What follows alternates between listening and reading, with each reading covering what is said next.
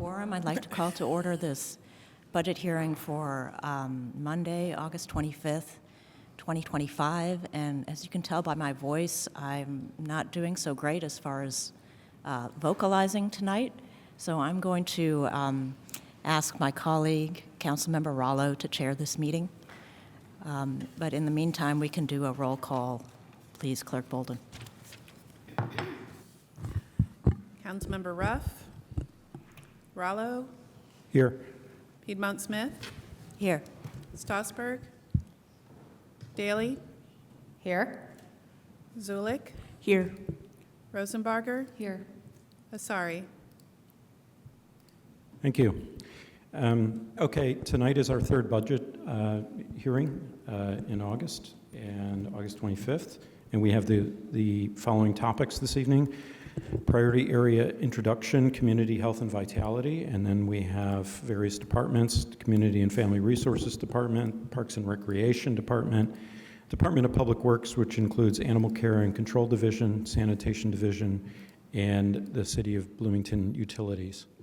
So can we begin with the priority area introduction, community health and vitality? Mayor Thompson, welcome. Thank you, Mayor Thompson, and I'm going to kick this off and pass it on to Deputy Mayor Knapp. I wanted to frame tonight's first topic by pointing out that it has long been the city's philosophy to universally support those who live here in Bloomington, no matter who they are. That through line has not changed. We are not wavering one bit on our values here in Bloomington. We know people care deeply about Bloomington's values, and so do we. That's why this matters. We have a fiscal reality that we're all facing, though. The funds that were used to fund the DEI training that was removed from this year's budget were one-time funds from ARPA. SEA 1 has further changed the funding landscape for every city in Indiana. Bloomington is not exempt from this. We have less money to work with. Revenues are tighter, so the 2026 budget must reflect that new reality. We've heard comments suggesting Bloomington is backing away from its commitments to opportunity for all. That is simply not the case. What has changed is the fiscal climate, not our values. Our responsibility now is to translate our principles into effective, sustainable action in this new environment that we're facing, and for that, we need partners, not critics. We're working toward the same big picture goals, and we'd like to do it together. Stronger communities, opportunity for everyone, a fair shot for every single family.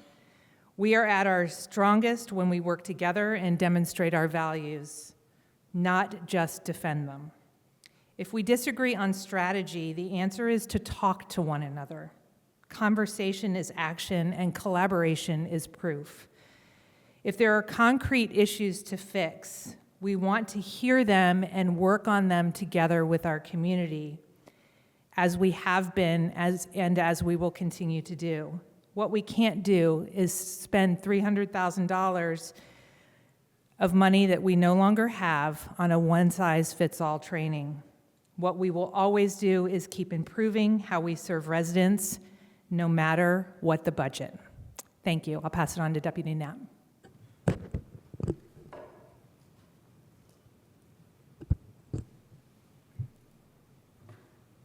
Deputy Mayor Gretchen Knapp. I'm sure there will be more questions, and as we get into the presentations tonight, there's an opportunity to learn more as well. So what's included in the allocations that were shown in the program budget in terms of dollars? Departments and divisions whose mission is largely centered in this work: CFRD, Parks and Rec, Animal Care Control, Sanitation, and CBU. There are a lot of departments and offices that also have known costs that fit under this category of community health and vitality, Common Council has the Jack Hopkins Fund. ESD has a lot of sustainability programming and arts programming. HANDS Neighborhood Vitality Programming, a portion of planning. All of that could be considered here, but those departments have already presented, as we are only having each department present once.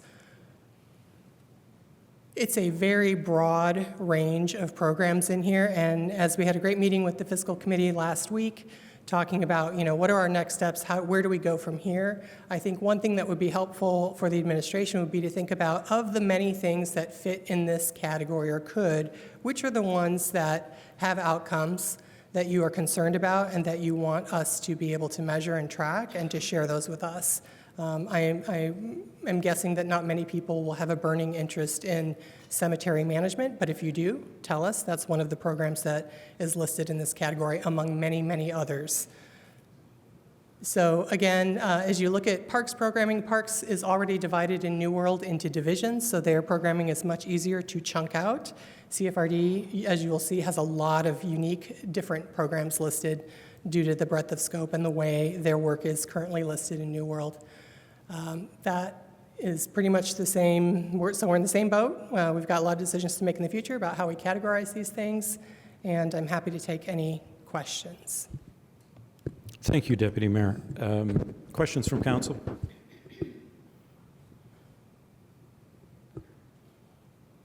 Okay. Seems to have satisfied council. Shall we go to the public? Is there any public that would like to speak on priority area introduction, community health and vitality?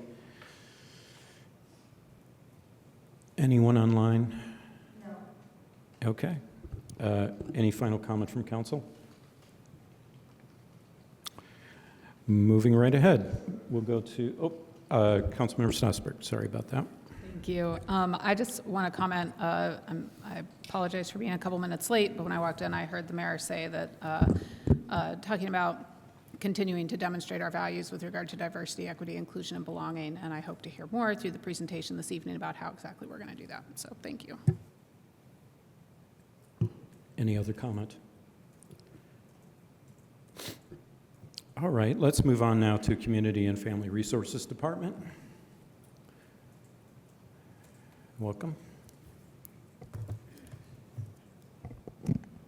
Good evening, Council. I'm Shatoya Moss, the Director of the Community and Family Resources Department. Thank you for this opportunity to present the 2026 budget.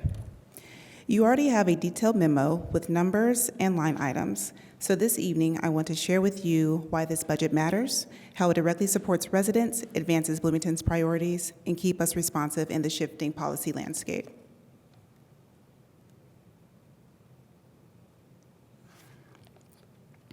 The Community and Family Resources Department, often called CFRD, exists to partner with residents, community stakeholders, and agencies to improve quality of life.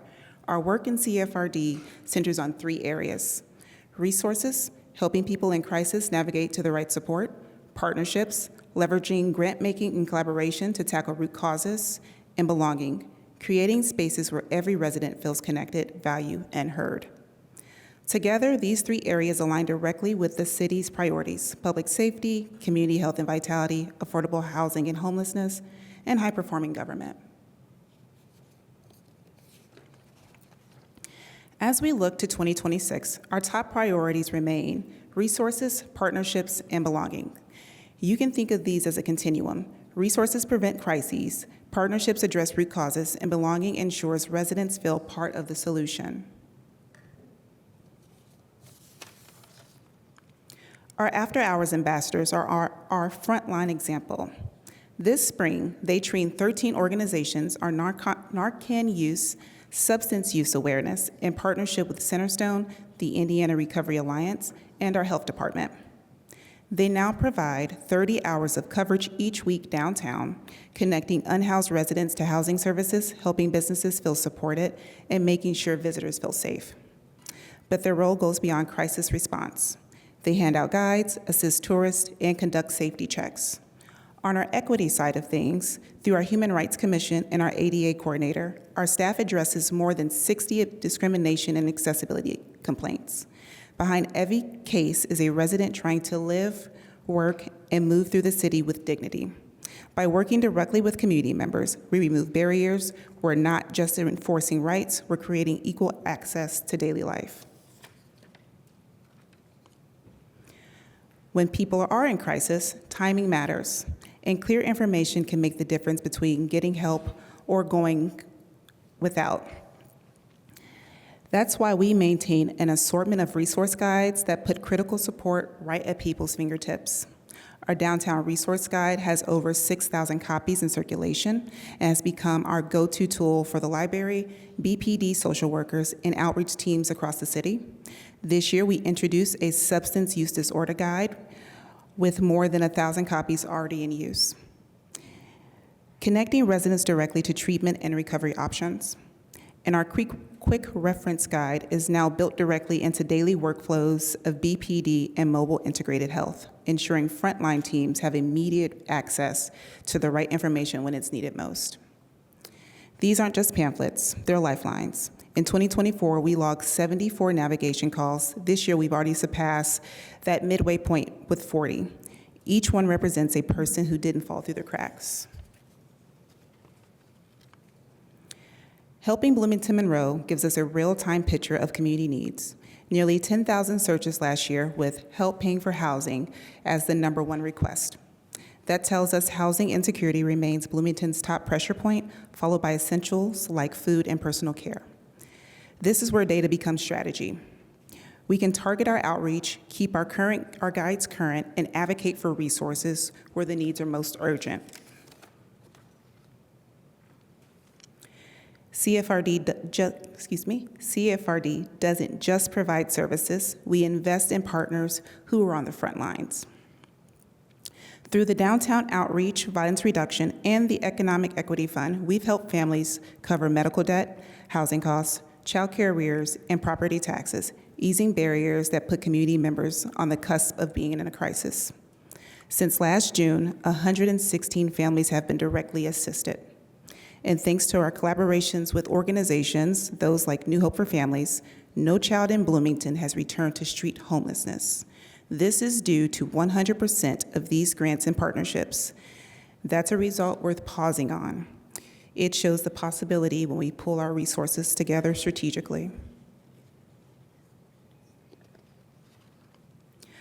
Of course, we're doing this work at a time when grant streams are shrinking.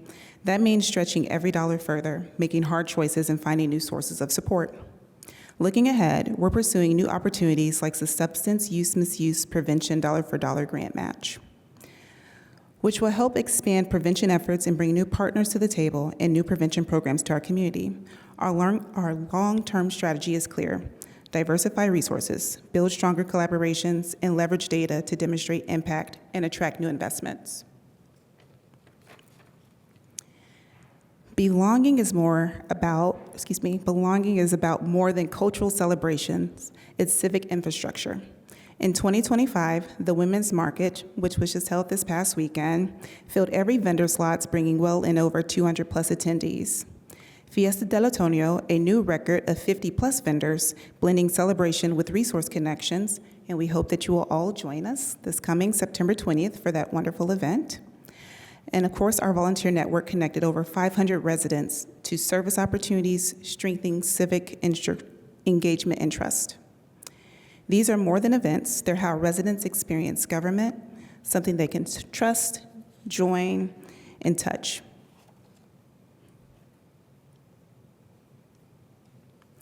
Part of CFRD's responsibility is to regularly evaluate our programs to make sure they are the best use of staff time and resources while staying aligned with our mission. This year, 2 programs transition out of our department, the Blackie Brown Arts Festival and the Latino Holiday Gift Program. For Blackie Brown, we recognize that the core goals of celebrating artists and supporting small businesses could be more effectively carried forward through other existing events, such as Fiesta del Otoño, the Black Market, the Women's Market, and Juneteenth. These events continue to uplift and showcase diverse voices in our community.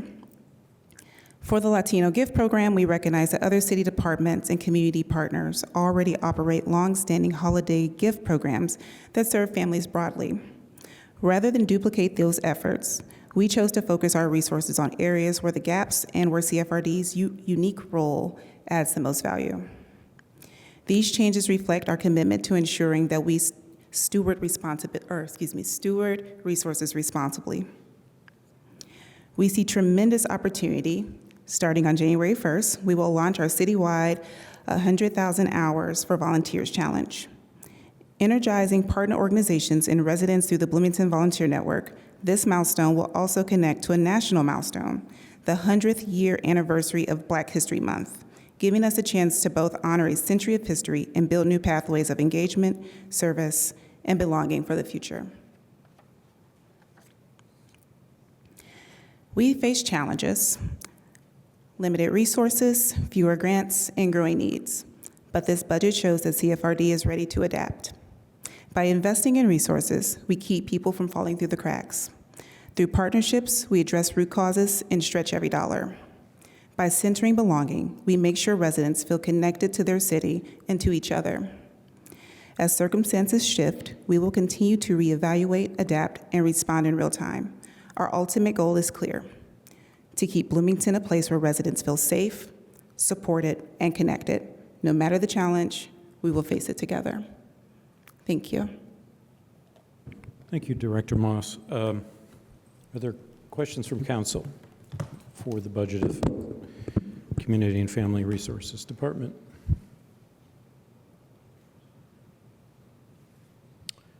Councilmember Zulik, I'll go.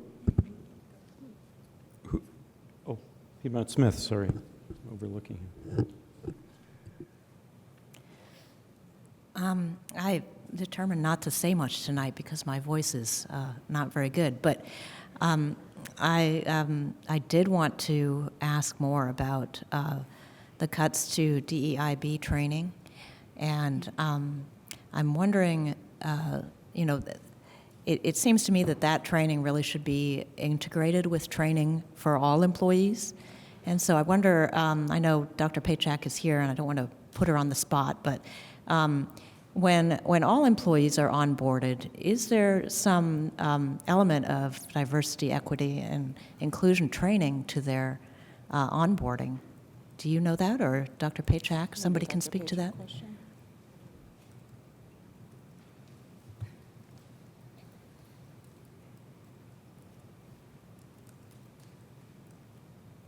Good evening. Sharp Paycheck, Director of Human Resources. Your question again was when there is onboarding, do we have any specific training related to DEIB? Is that your question? We do not.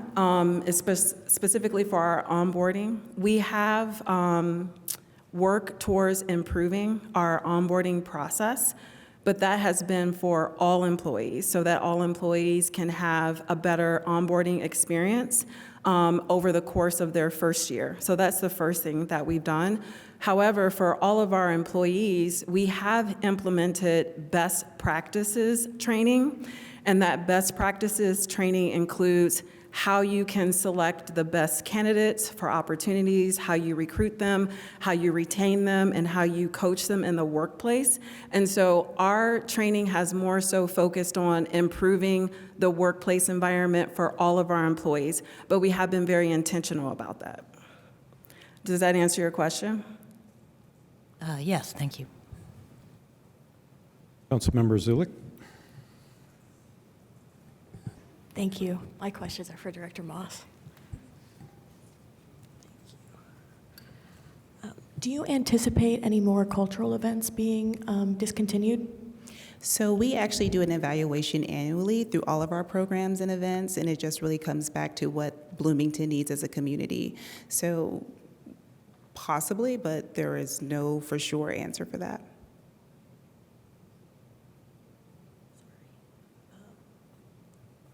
Can you talk me through our translating program and how that's been changed over the past year?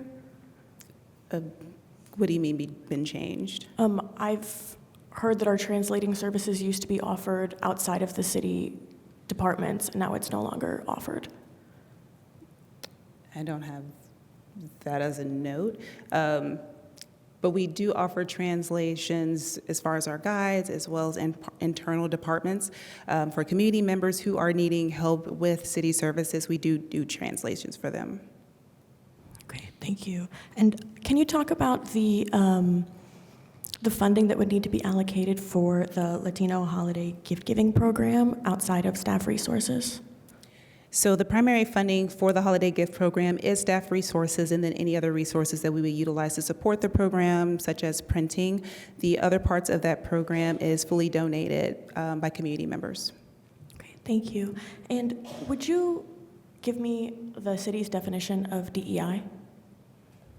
I do not have the city's definition of DEI. Okay, thank you. Further questions? Councilmember Daley? Thank you very much. Thank you for being here and for that presentation. So many great programs in there and so much good stuff in there.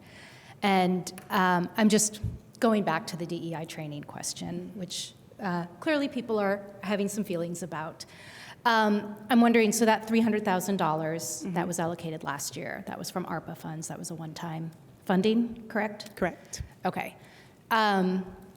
Did we use all of that last year for the training? Did we use up all $300,000? No, I don't believe we used any of the funding, but I can confirm with controller. Okay, so then where does that money go if we didn't use any of it? It would seem to me then that we would just roll it over into the same and then actually make use of it this year to do some of that important training. So as Dr. Paycheck pointed out, all of the citywide training for employees goes through HR. CFRD does not do any employee training. As far as that the funds and that may be a better question for the controller. Okay. Is the controller behind you? Does anybody have an answer to that?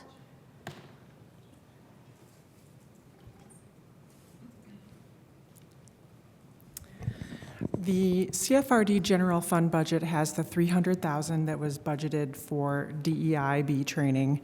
The ARPA funding was budgeted also for DEI training. The ARPA funding was started out at the end of 2023 as like shared by CFRD and HR. Most of that ARPA funding was spent. The $300,000 in the general fund that was also budgeted to CFRD for some reason was not spent, and that will remain in the general fund, and at the end of this year, it will just revert back to the general fund. So it does kind of, I think that's what you were alluding to, like if we don't spend it, it'll still just be there for us to spend on other things. Yes, that is true. Yes, that is absolutely true. Does that answer your question? It does. I'm just having a hard time grasping why if it was earmarked for one thing, it doesn't stay earmarked for that. That kind of goes along with like when the budget, for the year expires, it does not, any earmarks, all earmarks do not like roll over to the next year. Okay. Do you know why it wasn't used last year? Why I believe the it was DEI trainings did not happen with that funding? I believe it was a combination of capacity in CFRD and the fact that HR was doing those trainings and the HR capacity, and it was sort of like a double like two departments trying to accomplish the same function, and they figured out that HR was accomplishing those trainings, and there was also funding for it in CFRD, and it was a capacity of CFRD that they did not have. Okay. My time is up. Thank you. Okay. We're going to need Council Rice to make a comment, I believe, about this line of questioning. She's hopping on Zoom. Ms. Rice, are you online? Okay, well, you could go to council for other questions. Councilmember Stossberg, while we're waiting. My question relates to the SCAP pass-through money, that $250,000. Is that $250,000 of general fund money? I'm sorry, could you repeat the question? In the memo, it says that your department serves as a pass-through for SCAP funding for $250,000 related to low-income individuals. related to affordable housing and homelessness, and maybe this is a controller question. I'm wondering if that's a general fund revenue source or where that money comes from. That should be in the ED Lit Fund. Okay, so it's, It is in the ED Lit Fund. okay. And is that just passed through directly? Like, I'm kind of curious to know how that works kind of with the larger sort of question, thinking about some of the other things that we've talked about with grants and nonprofits and the different ways that we're choosing to support various nonprofits, and like that idea of like double dipping. And I love SCAP and I have nothing but support for them as an organization, but I just kind of in the vast picture of how the city supports various non-for-profits. That's why I'm asking about this. There is an agreement with the city that SCAP and the city signed together. So it has kind of like a list of I don't know if ideals is the right word, but they're like the programs that we would like to support in SCAP, the outcomes that we value that SCAP provides. That is in the agreement, and then other than that, I guess it would be called like a pass through to SCAP. But they do Okay. have to sign an agreement with us. Okay, is that every year they sign that agreement? Yes. I would be very interested in seeing that, so if you could Okay. maybe provide that, that would be great. And I think I had one more question. Yes, related to, let me find it. Other services and charges on the spending sheet, it has $275,000 budgeted for organizational support, and I'm just wondering what organizational support means. That's the SCAP and the stride. It's Oh, okay. line 53,965. So that is the SCAP and the stride. Okay, so that's SCAP and stride. All right, wonderful, thank you. I'm good. There we are. So just a reminder to the public who's watching, we have limited time in these public hearings, so council will be issuing further questions to the administration regarding the budget in the coming days. So going back to, is corporate counsel available? So Ms. Rice, Yes. could you address the question? Would you like to reframe the question, Councilmember Daley, so that we have context? Which question was Well, the it? question was about DI and I think past.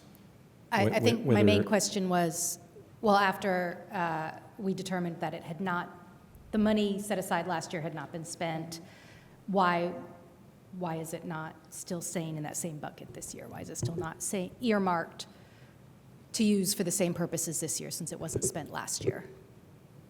Ms. Rice, thanks for joining us. I can address that. Yeah, happy to join you. Thank you. So there was an executive order issued by the president in early January. And let me just say right now, I'm going to apologize if my dogs start barking. But there was an executive order issued in January by the president, and one was quickly followed up by the governor of Indiana. And the executive order, and these are the president's, that's the words from the president, ending radical and wasteful government DEI programs and preferencing. So the rules changed in early January, and based on legal advice from my office and from me, we have taken a conservative approach to follow the federal and state guidelines, even though it may not be consistent with our own local policies. And that's because there are two reasons. Don't want to risk losing all of the federal funding that the city of Bloomington gets and uses to support important programs and citizens and residents, and those people that we serve and who need our help. We also have been advised that if our hand director, for example, who has to sign certain certifications that say that in order to receive federal funding, like from HUD, if she signs the forms that say she's complying with federal policy, and then we are found to be out of compliance with federal policy with that executive order that I mentioned, there could be a false claims act that would be filed against her or the mayor or any other elected official of the city. So when we sign those certifications that say we are complying with federal policy, we have to comply with federal policy, or the certification is a lie and is not true. And that isn't something that I'm going to advise anybody at the city to do. I'm not going to advise them to sign something and then turn around and do something that's the exact opposite. So if there is, if anyone wants to take issue with the fact that we're taking a conservative approach, that I think that blame should come directly to the legal department, because the advice that we're giving is to follow the regulations and the rules outlined with receiving federal dollars. And so ARPA rules have changed, federal funding has all changed because of these. And my best advice is always to be truthful and to follow the regulations. I'm happy to answer any questions people might have about that. Are there questions for Margie Rice, Corporate Counsel? I have one that would be, so essentially there is a potential that within the issued guidelines that we would risk sanction from the federal government. And Mayor Thompson said previously that we will still adequately address populations with needs within the community as we have. So that's still the intention of the administration going forward. Yes, exactly. We are trying to continue to be good neighbors, to support those people who are inside Bloomington, to do it within the restrictions that we're currently under. We are definitely continuing to work to serve all of those people in need, and we believe that we can best do that by continuing to receive the federal funding. We don't want to risk losing our federal funding and losing the ability to help people. And again, we employ outside legal experts, and this is not something that we've a conclusion that we've reached on our own.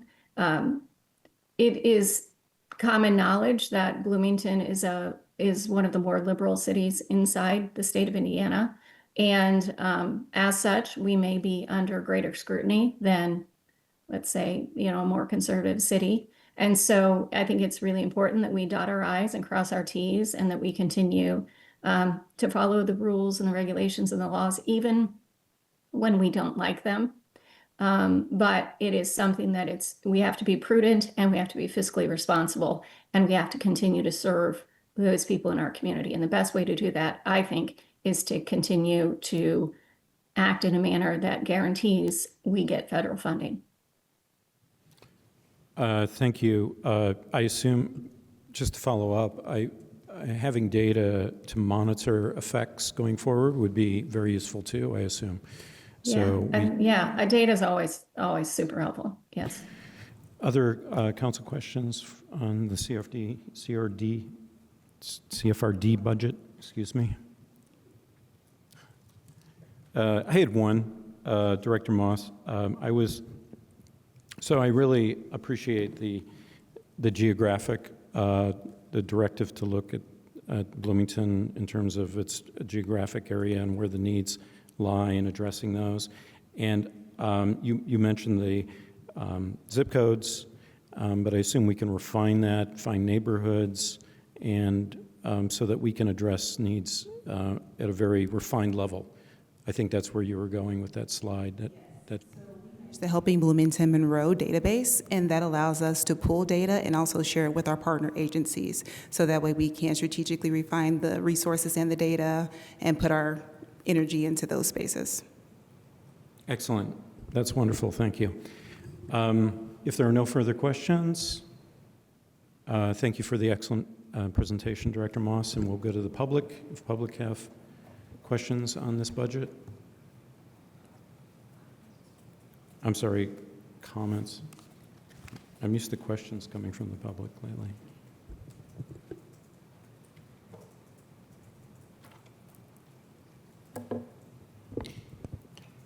Welcome. Please state your name. Good evening, Chairman Rallo. This is Christopher Imsey from the Greater Bloomington Chamber of Commerce. Appreciate the mayor and the deputy mayor's direct introduction tonight. Director Moss's sort of very sobering budget with entailing getting rid of events. As someone that worked at the Chamber 7 years, I've had to get rid of some of the advocacy events and success school events that we've done based on just where we're at in the landscape. I also want to update on the after hours ambassadors. So I was here last year, same time, wanting to increase that budget, and at that time we didn't have hired, but the great job that the irreplaceable Charles Culp has done, we've hired 2 really wonderful after hours ambassadors who really give some great insight and bring, at least to the business community, someone that they can talk to about their concerns. They can bring it to City Hall. And it's been really, really wonderful. And I would be normally in a different budget year, maybe advocating for an increase of this personnel line. But under the circumstances, let's keep the after-hour ambassadors and the wonderful job that they are doing. And I think they really add the boots on the ground that really make a much more livable Kirkwood and downtown area. Thank you. Thank you, Mr. MG. Welcome, former council member Sims. Thank you. Thank you. How much? Oh, 2 minutes. You know, I've never been good with time clocks. But I'll be as quickly as I can. One comment in particular is there was a question asked on the definition of DEI or how the city defines DEI, and apparently the city does not have one at this point. And I would strongly suggest that we do that. It would also be helpful from the federal government executive orders, what are their definition of DEI? And what does radical and wasteful spending mean? Now, we can all assume these things and we act accordingly, but I'd like to have something more definitive to make sure that we're able to meet some of those residents that are in need and keep those values that we hold in a high priority. In my role as city council and what I do out in the community, I'm also president of the NAACP and sit on the board of many other organizations. We value, and we're talking about values, and I share that. But many of the things that we value are budgetary prioritizations. So if we don't value, there's an assumption if you don't value that and you don't budget it, then, I'm sorry, if you don't budget it accordingly, then it has lost value. Now, I'm not saying that's the case, but in particular, since we're talking about DEI, and I like to focus mostly on equity. It's part of our city's brand. It's part of what we're known for. One of the folks said we're known as one of the most liberal communities in the state. Well, there's a reason for that. It's because we care about the less fortunate. We care about marginalized people. And I'm about to run out of time, and I'm sure I'll be talking to each of you later. But I want you to know that this is a priority for me and those that I represent in this community. Thank you. Thank you for your comment. Do we have anyone waiting online? No. Okay. Please, thank you. Thanks. State your name. You have 2 minutes. Okay, I will read this because English is not my first language, so I will try to do my best here. Okay. My name is Claudia Lara. I'm a mother of 2. I'm a physician in my country, and I'm an immigrant now in Chile. And I will talk today on behalf of the Holiday Latino program. As a member of the CHLA Commission on Hispanic and Latino Affairs, last year I had the privilege of sponsoring a child. Sorry, I will need my glasses here. A child through the holiday assistance programs. I consider myself more fortunate than many families in our community, but I also know what it feels like to not have the means, the language, or the confidence to access other gift programs.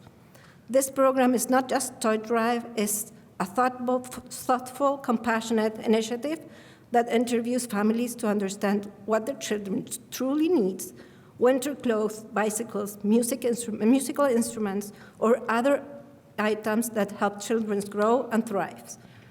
Last year, I was able to provide a bike for a little girl, a gift,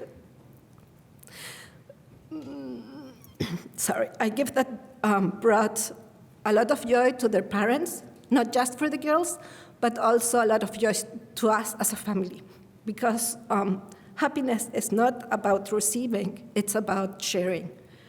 That is the kind of personal, life-changing impact that the program makes.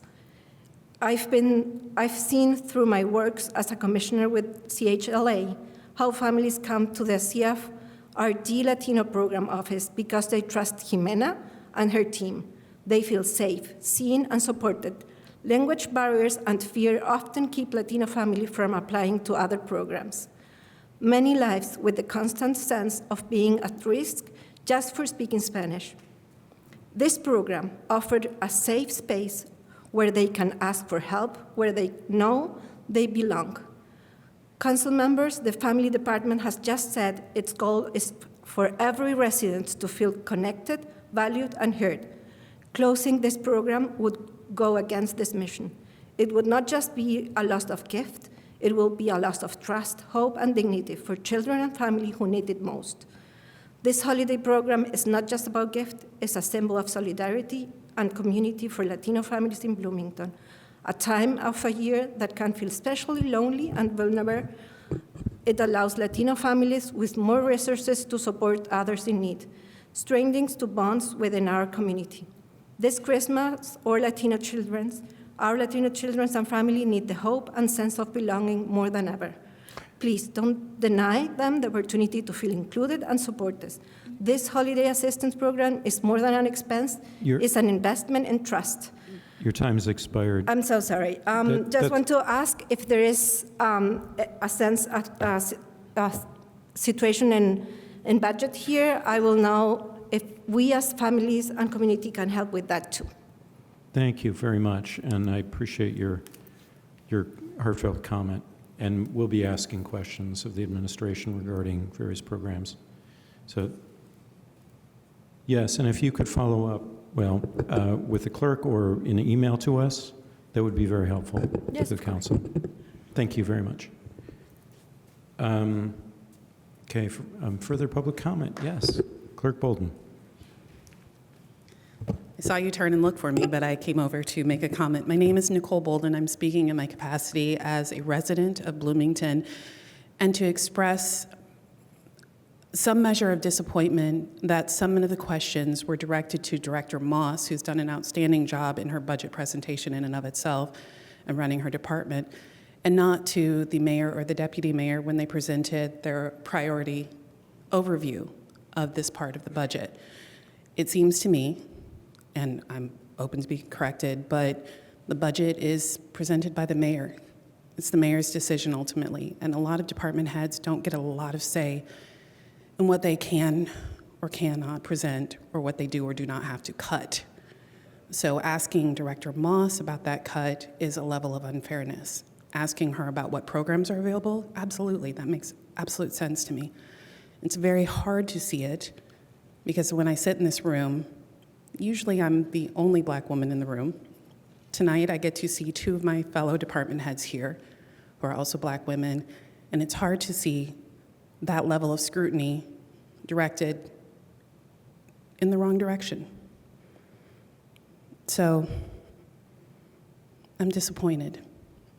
I know there are good intentions amongst council members, but questioning the definition of DEI may not be as useful as looking to see what you can do in terms of anti-racist behaviors. We all need more training. That is very true. I recently received a comment from a council member that was wholly inappropriate, and I don't think they realized how it could be viewed as a racialized comment. But I wanted to share my frustration. I hope that you all can do a little bit better in directing your questions to where they belong. And I will not take additional time. Thank you. Thank you for your comment.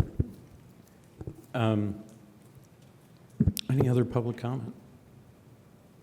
Anyone online?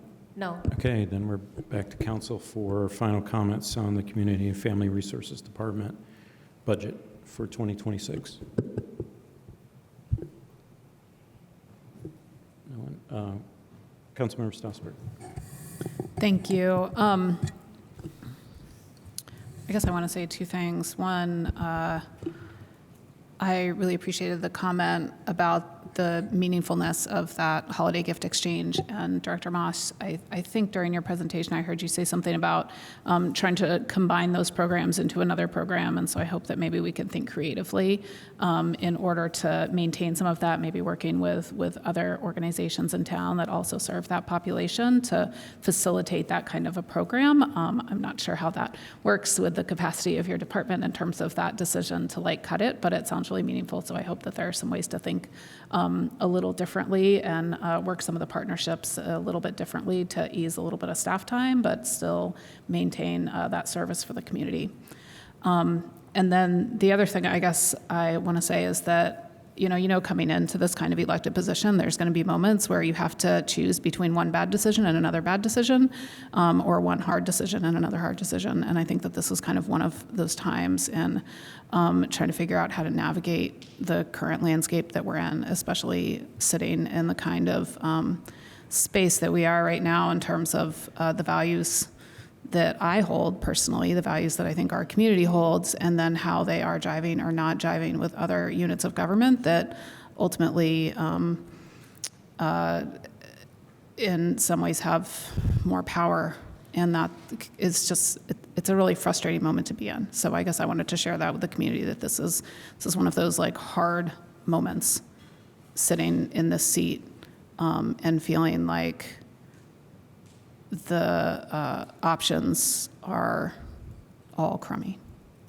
So I appreciate that so many people came out and commented on this and are just kind of paying attention to how much this matters, because it reminds us how strong our community is in that, and that it matters to a lot of us. And that means as you're sitting there and you're feeling like you may be in that vulnerable population, you matter to us too. So thank you. Thank you. Other comment from council? Councilmember Zulik? I would like to apologize to Director Moss. I should have directed my questions to the administration. And I will just say I think from the administration, we've heard some vague promises about how we're going to serve all residents. But how do we do that? Like, we haven't talked about how we're actually going to implement those policies without DEI initiatives. And so I would like to hear more about how we genuinely do intend on helping those communities. Thank you. Thank you. Further comment from council? Councilmember Rosenberger? Hi, thank you, Director Moss. I was just looking at the 2023, I know that's a long time ago, what the previous administration and previous council agreed on for ARPA spending over the years. And I was looking at the DEI area there. I was, and just some stuff I haven't followed up on that I am just curious. One of the DEI sections was for CFRD and human resources, but did we establish a marginalized community-owned business loan fund? Did we do that, or is it in progress? No, I don't believe that we have done that. Okay, because, yeah, here in our ARPA notes, it was just in a memo from our corporate counsel back then. Okay, so that's interesting, and I think that could be something that is doable if for some reason just DEI training in general is considered radical and wasteful, which I doubt that it is, but okay, just thank you. Thank you. Thank you. Any other comment from council? I'll just say that thank you very much for your presentation. I kind of recoil when we hear about potential for sanctions from either the state or federal government.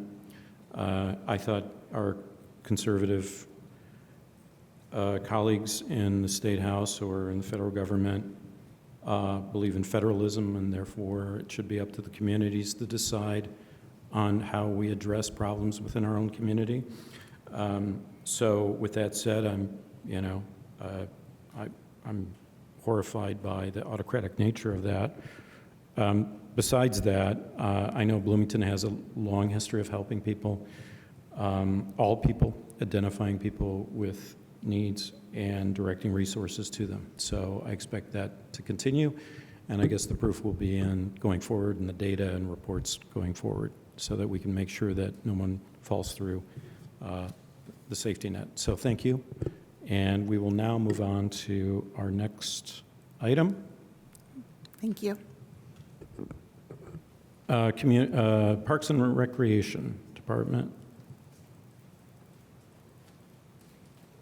Welcome. Good evening, council members and everyone else gathered this evening. My name is Tim Street.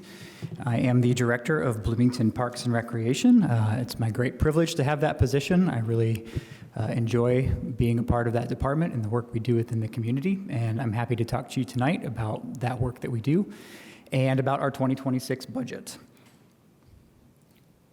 Oh, we're over there. There we go.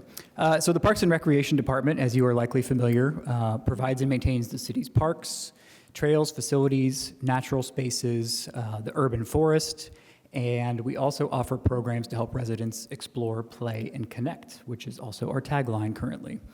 The real strength of our department is in the staff. Our staff are amazing, and they go to great lengths every day to make Bloomington a better place to live and play.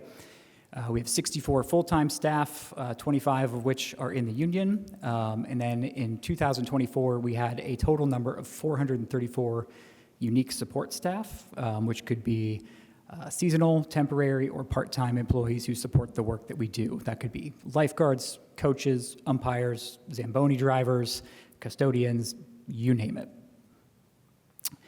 With me tonight are a few of our division directors. We organize our work in this fashion. So the operations division maintains our parks, trails, and other public spaces, including our urban forest, including a lot of the landscaping you see around the city, vegetation management, our nature preserves. Rebecca Swift is our division director for operations back here. The Recreation Division oversees community events, all manner of community events, health and wellness programming, Switchyard Park, basically everything that happens there. The Banneker Center and its after-school and summer programming, the Allison Jukebox Building, the Farmers Market, and also the community gardens. Becky Higgins, our longtime Rec Division Director, retired last month after many years of public service. And I'm very happy that we now have Leslie Brinson, who has also been with our department for a while, leading our Recreation Division. Our Sports Division oversees our pools, the ice arena, the Twin Lakes Rec Center, Winslow Sports Park, as well as Twin Lakes Sports Park and other sports fields, courts, leagues, you name it. Satoshi Kido is here with us tonight. He is our Sports Division Director. I could have easily split this next one into two, but they're kind of together. Sometimes they're separate. Our administration is headed up by our office manager, Kim Clapp. They provide a lot of direct community support, registration, dealing with questions, issues, and supporting the finances of the department. And our community relations division is led by Julie Ramey, our community relations manager. And they really support the work of the department by bringing a very professional and well-tuned expertise to things like press releases and digital content creation and making sure we get the word out about what we are doing. I could go on and on about all the various little different things we have. I love this slide that we have that just shows a snapshot of some of the things we do. We have 34 parks, 300 programs. We were close to 1 million participations in those programs last year. 2,300 acres of property, as well as some of the other stats you see up there. Ultimately, we exist to make Bloomington a healthier, greener, and more connected place to live and play for everyone. That could be people that live here or people who are visiting. We strive to make Bloomington a better place.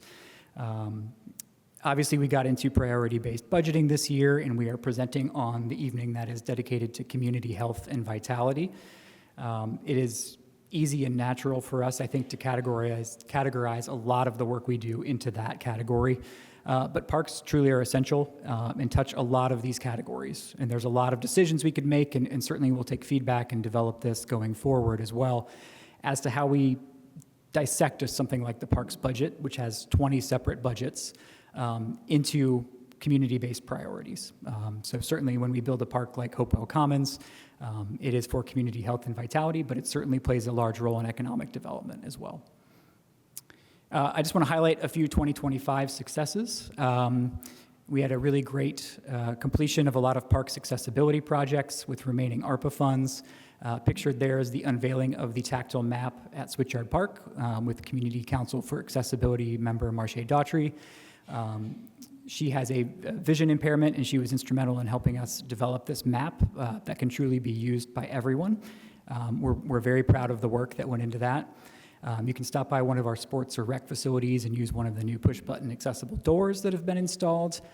You can see some of the accessibility improvements we've been working on at Building Trades Park, or ride in the new minibus that helps us support transportation for some of our programs. We've had a great success so far with our master plan this year. I will talk more about that later. The Banneker Center, we received 2 grants this year that are instrumental there. We received a DNR grant to replace the front limestone steps of the building. That will be happening this winter. We received Black Heritage Preservation grants to perform some critical infrastructure repairs to the building. That will be happening in combination with some capital funds next year. We also partnered with a graduate student at Ball State in historic archaeology to review the building and to give us some really great recommendations on how to maintain it for generations into the future. I mentioned our Recreation Division Director turnover. I want to thank our partner in Economic and Sustainable Development Department for all the support they've given us in making really great sustainability improvements. The Buskirk Chumley Theater, for which Parks sort of operates as the city's landlord, is getting some great new solar and energy efficiency improvements this year that will help it. We have done a number of improvements through our sports division to various courts, switching them to LED lighting and push-button lighting so that lights aren't burning when nobody's using them. We've got a couple great infrastructure projects coming up this fall. We're going to reconstruct the rail trail crossing at Rogers Street, South Rogers Street, and do a number of other asphalt necessary critical infrastructure repairs. We've focused a lot on planters and growth this year. It has been a hot and a wet year, and it is everything our crews can do to try to keep up with vegetation and overgrowth, and I know the same goes for other departments too. Part of that was strategically thinking about our courthouse planners, revamping those earlier this year with a very native-forward approach, still in keeping with our philosophy. And later this fall, we're going to be planting 14 new street trees on Kirkwood to help there as well. And again, our community outreach through the community relations area has just been phenomenal with some of the digital content and outreach we've been doing. We'll talk more about that. I want to highlight just a couple other major highs. The Parks was reaccredited by CAPRA, which is the accrediting body for Parks agencies, in June. There's nothing like inviting 3 experts from out of state to come visit you and just judge you basically all day. It's good fun. But we were happy to pass accreditation. We've been continuously accredited since, that should say 2001, excuse my typo. And we are just one of 3 accredited agencies in the state. Hopewell Commons opened in April 2025. Many of you were there or have been there. I really look forward to seeing this park fulfill its true purpose as the neighborhood builds around it. Again, one of our main goals is to connect the community. That can be physical connections with trails and parks and things like that. But it's also building social infrastructure where people of all walks and abilities can gather together and connect with each other. I also want to highlight the Bloomington Community Farmers Market has been a really big high for us this year. We have had 5,000 plus regular visitors, 60 plus vendors weekly. These are the highest numbers we've had at the market in a long time. And I think a lot of it is just due to our staff's consistency and approach and patience in making sure the farmers market can be everything it can be. Our community relations division and our digital content coordinator, Caleb Poor, have also done a very specific campaign to promote the farmers market this year, and year over year they saw a 4,000% increase in the amount of Facebook interactions on the community farmers market page. That's incredible. So just a couple of reminders as I talk about our budget. So the way the state has parks agencies set up is that we have a separate general fund cash balance. Partitioned might be a better word, but the parks general fund cash balance is partitioned within that. So we perform against our cash balance every year. Parks general fund is funded by a combination of tax and program revenues. The program revenues come from general admissions to places like the pools, the golf course, the ice arena, and all other general admissions that we charge. The parks budget has finished with a surplus 4 of the past 5 years. Often, based on our budgeting principles, we might enter the budget year with a deficit budget, but we're used to saving as the year goes along, and we're able to outperform that as the year goes along. And then a reminder that the parks non-reverting account also exists to capture expenses and revenue for other enterprise applications related to some of those other facilities. So not admission at the pool, but swim lessons and concessions at the pool are things that go into the non-reverting account. That account is approved by the Board of Park Commissioners. Just an overview of the last 5 years plus a snapshot towards next year in our budget. We're currently at about 25% services, 7% supplies, 2% capital, and 2/3 personnel. You can see we were definitely experiencing the post-COVID inflation in budget there for a while. Our 2 and 3 categories have really leveled off, and salary impacts are the main change from last year to this year. I'm going to read this slide out of order. I'm going to start with the second bullet point. So for this year's budget, we really went into this year knowing there was a lot of change afoot, a lot of information to be determined about salary studies, and Senate Enrolled Act 1 popped up during the process. And we really set out this year also knowing we're in the early stages of our master plan. Now we're about halfway through it, to maintain what we have this year in this year's budget. So categories 2 to 4, we were able to reduce those from $4.56 million to $4.38 million, while including budget support for Hopewell Commons for its first year of operations at about $55K. That will get more expensive as it gets older.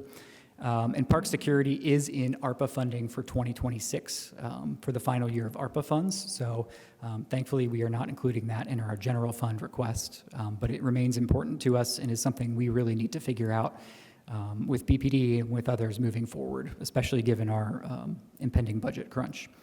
The increase comes in category 1 from salary impacts related to all the various salary things going on, COLA, salary study, AFSCME, all of those things. In the midst of that, we did decide to eliminate 1 vacant position, the data and special projects manager. Since I took over, we've held that position vacant, knowing that budget cuts may come along and that position might not be tenable, and decided this was the time to let that position go. And we feel okay about that. Importantly, I think we must continue to investigate intelligent cuts and savings measures both during the year in 2026 and beyond. We've talked with our division directors, with our staff. We feel good about where we are. We have a cash balance to support this. A cash balance exists to help cushion, sudden cuts. We're learning more about the property tax caps from Controller McClellan, what that means for us. We're learning more about our bonding ability. So we are in good shape, but know that we must find ways to save, and we are going to continue to work on that. Included in the budget is about $260K in capital needs. This is really for critical Banneker Center building repairs to partner with that Black Historic Preservation Grant, and equipment replacement. Key challenges, property tax caps. We've talked about that. We're still learning the full impacts of that. I stood up in front of you last year and talked about our aging facilities. That is something we are still very much looking at, including our sports facilities. As part of our master plan, we got a facilities condition assessment on both pools that is not quite finalized, but is close, showing $4 to $5 million in maintenance needs at those locations. We had a consultant come in at the ice arena and tell us, not a mark of distinction we were looking for, but that we have the last cooling system of its kind on the continent, they believed. I'd rather be unique for other reasons. And of course, extreme weather and growth and vandalism and bad behavior all present challenges to us. How we are responding to those challenges is in part through our master planning. This is a really big and important process for us. It happens once every 5 years. This spring and summer, we had community focus groups that went really well. We got a lot of input from our staff. We did a financial sustainability training for 16 of our staff with a parks expert. We had the facilities assessment done on the pools, and we distributed, you might have seen it through this summer, our master plan questionnaire, which was 3 questions that went out. I think we've gotten 1,200 plus responses on that, which is a great body of data for us to work from. Right now, we are moving into a service provider inventory and meeting. So we are gathering service providers, public, private, nonprofit, what have you, who provide similar services to what we do. We are going to have a meeting with them in October to discuss collaboration, partnership, duplication of services, ways we can continue to best serve our community in this climate. We're going to have a community workshop, which is a public meeting about our master plan efforts. It's going to be a really fun, interactive community workshop. I'm looking forward to that. That will also be the first week of October. And then we are also partnering with our questionnaire a statistically valid community survey that will go out to a representative sample of Bloomington households. I'm going to skip ahead. All of that community input filters down into what we call our needs assessment. It's not a wants assessment, it's a needs assessment for us to accurately determine what does our community need from our department? What are the critical needs? Where do we need to invest? And then from there, we'll get those results this fall. And then this fall and this winter, we will build back up our master plan and strategic goals to meet all of those challenges. And I anticipate having hard questions from that needs assessment, especially dealing with capital infrastructure. Some of those aging facilities, we're doing okay running them year to year. We're meeting our cost recovery goals. But when it comes to reinvesting the capital money in it, there are big needs there. And those are big questions we will have to answer.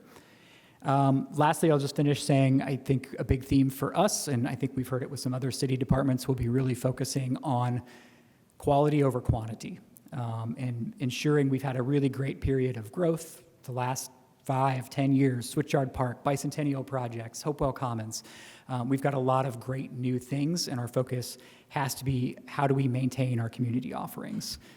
That might mean less quantity, whether that's the amount of planters we're maintaining or the amount of community concerts we have in a year, but that's all from a place of wanting to maintain really high quality for the community.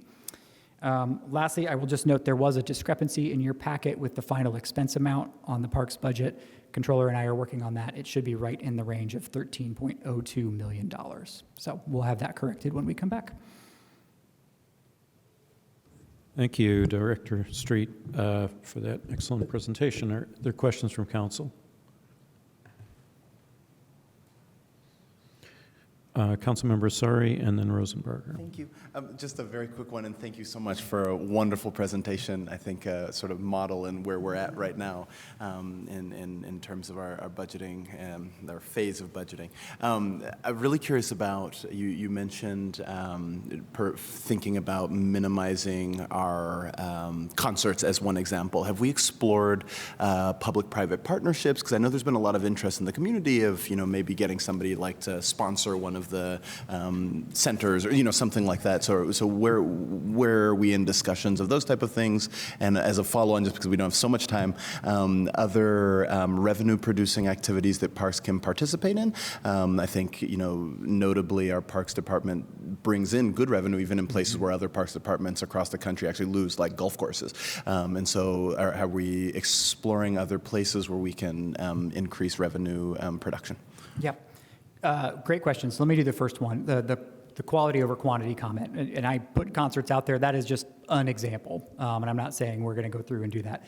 However, concerts are a really interesting topic that Leslie and I have been discussing in terms of finding ways to kind of do exactly what you're saying. How do we leverage the music community and maybe private interests, more of a festival atmosphere, to combine that with the public good created by hosting our community concert series. So that is something, yes, we're thinking about, we want to explore. And again, I'm not saying we're cutting all the concert, we're not there, but just we've got to be smart. We've got to look at this with our master planning and focus on the quality. Secondly, the revenue question. I don't know that we have right now feasible new revenue streams that we're looking to bring online.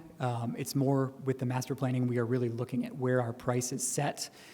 Where and how much do we subsidize? Are we subsidizing to the people that truly need it? Or are we doing a broad subsidy where maybe we could be more targeted to folks based on income or AMI or whatever that is? So I think cost recovery and pricing is more where we're looking at the revenue side of things.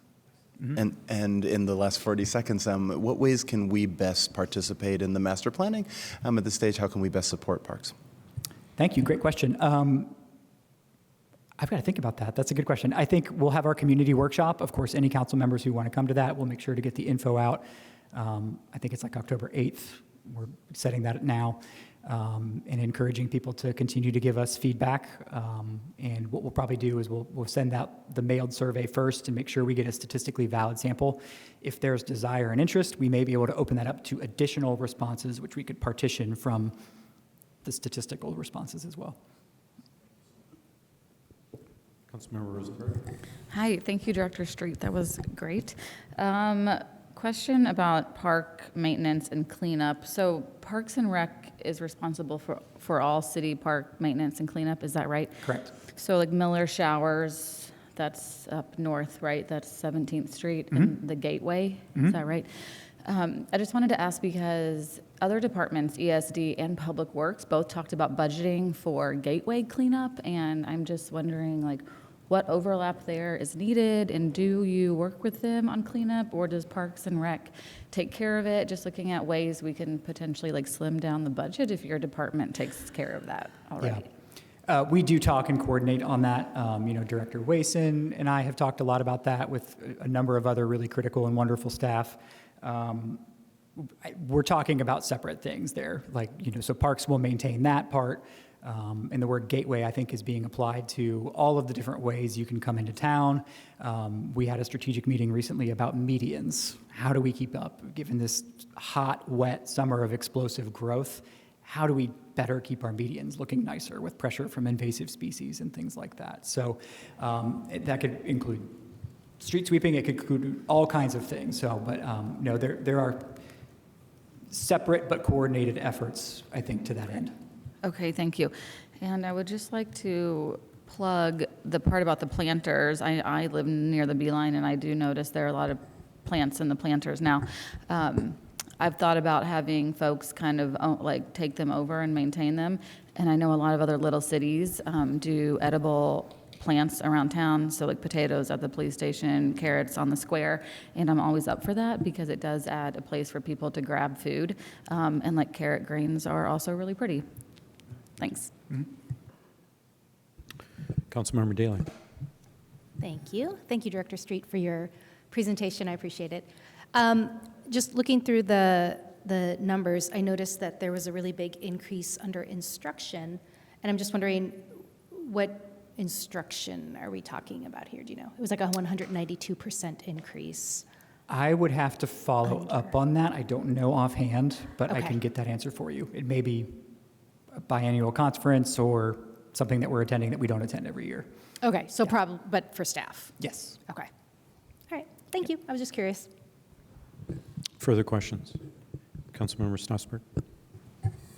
Thank you. Thank you for this presentation. I have a couple of short questions and then maybe one that's more like philosophical and longer. So the first one is, so in the budget sheets at the end, I noticed that one of the challenges for me in reading it is like all of the different categories were split up. So like there were lots of different lines with personnel services. And earlier, like last week, it kind of seemed like maybe there were some tags that could have been attached that weren't attached. So this question kind of comes maybe from that confusion. And so I don't know if those could potentially be reprinted with clarity about the different divisions that those are on.